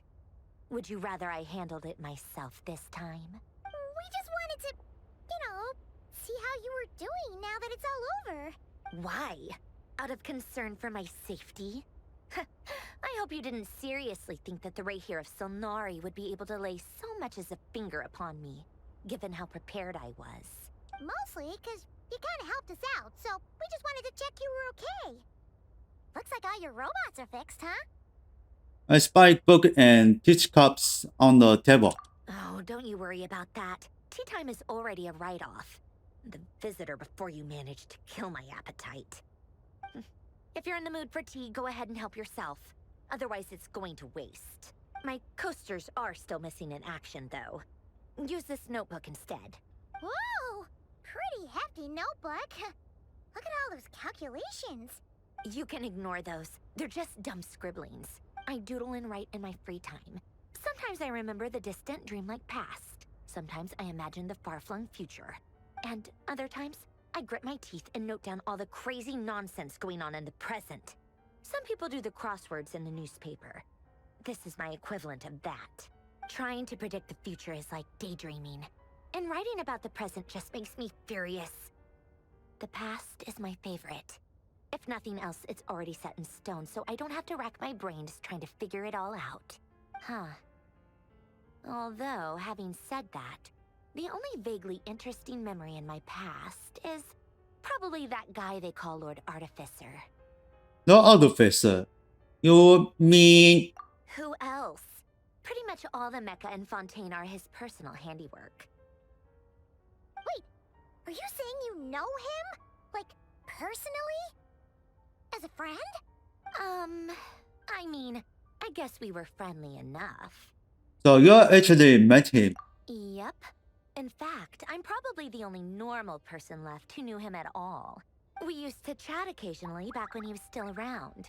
Before he passed away, he asked me to destroy all his manuscripts. I honored his request, but I did read through everything first before destroying them.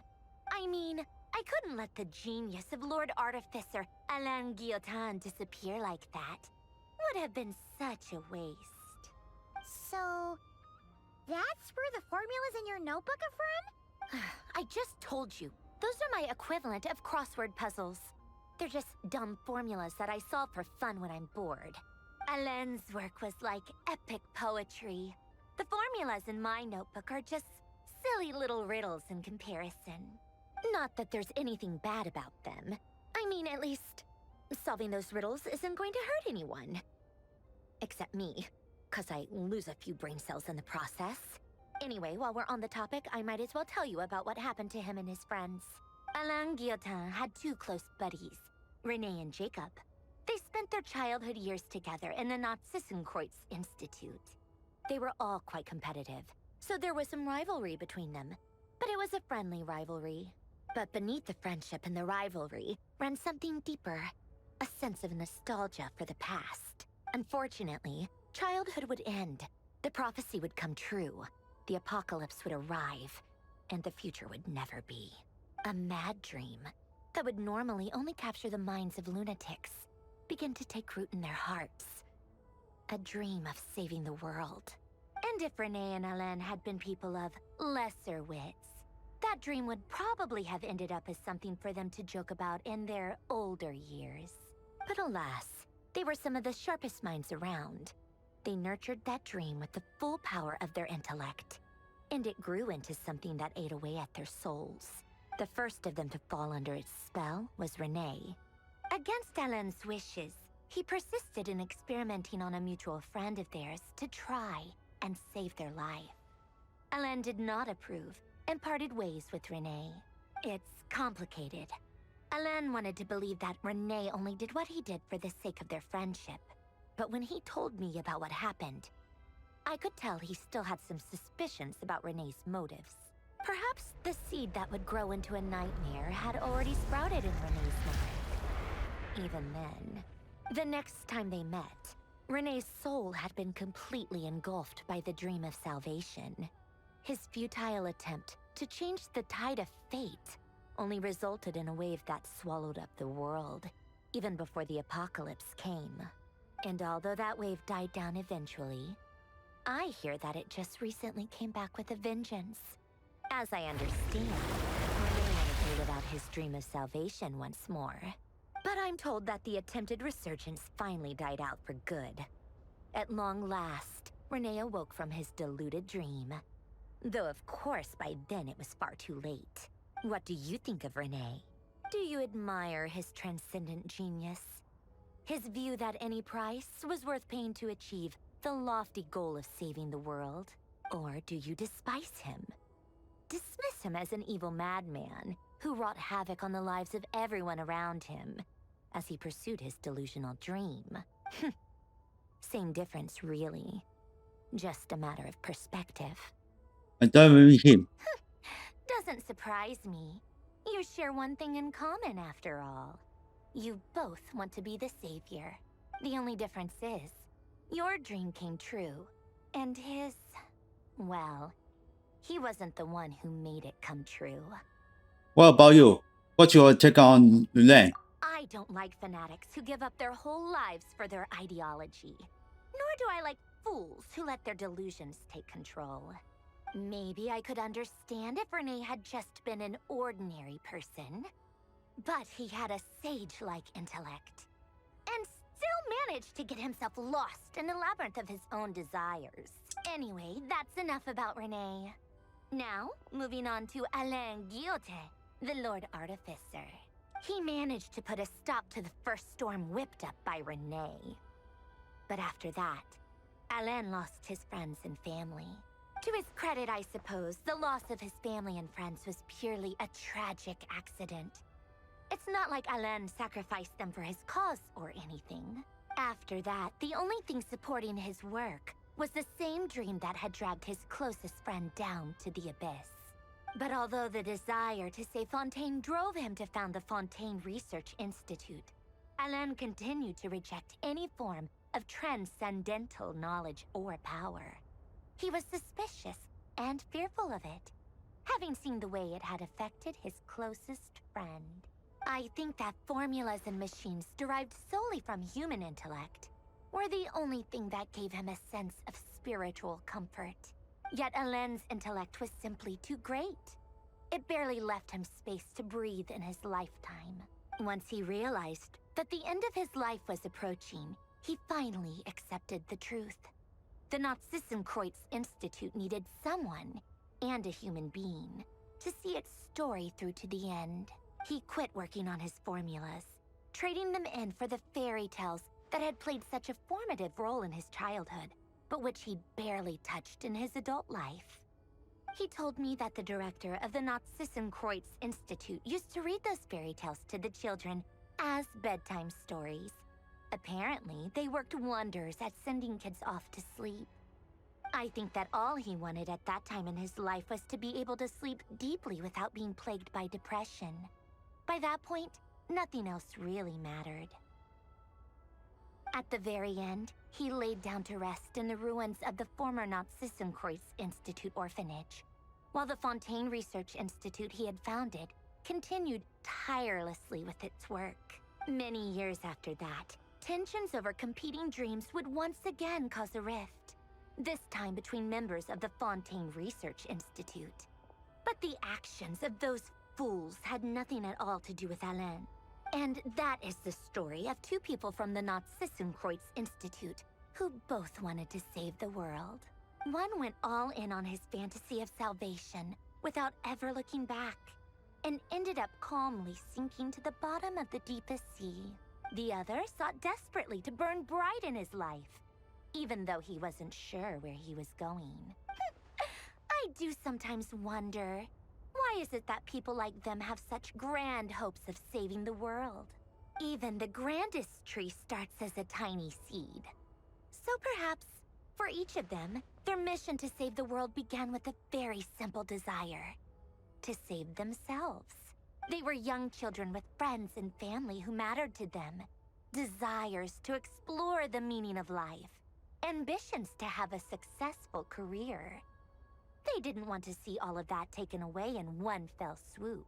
Or maybe they just wanted to find something to anchor themselves within the chaos, to stop them getting quietly swept away by the storms of life. But instead, the search for their own salvation took them down the rocky road laid out by fate. Do you think the desire to save oneself is enough of a justification to try and save the world? Yes, it's enough. The way you said that sounded just like Alain. I asked him the same question back when he was in his prime, putting all of his energy into his work. He gave the exact same answer as you did. No elaboration, just a quick short answer before getting right back to his work. He was always that way. All right, tea time's over. I owe Arlecchino a favor for telling me these stories. I'll have to bring a whole sack of gifts the next time I visit the House of the Hearth. I'm gonna go tinker with Polonia now. You guys can do whatever you want, as long as it doesn't involve interrupting me. Polonia, exit hibernation mode. Begin diagnostics.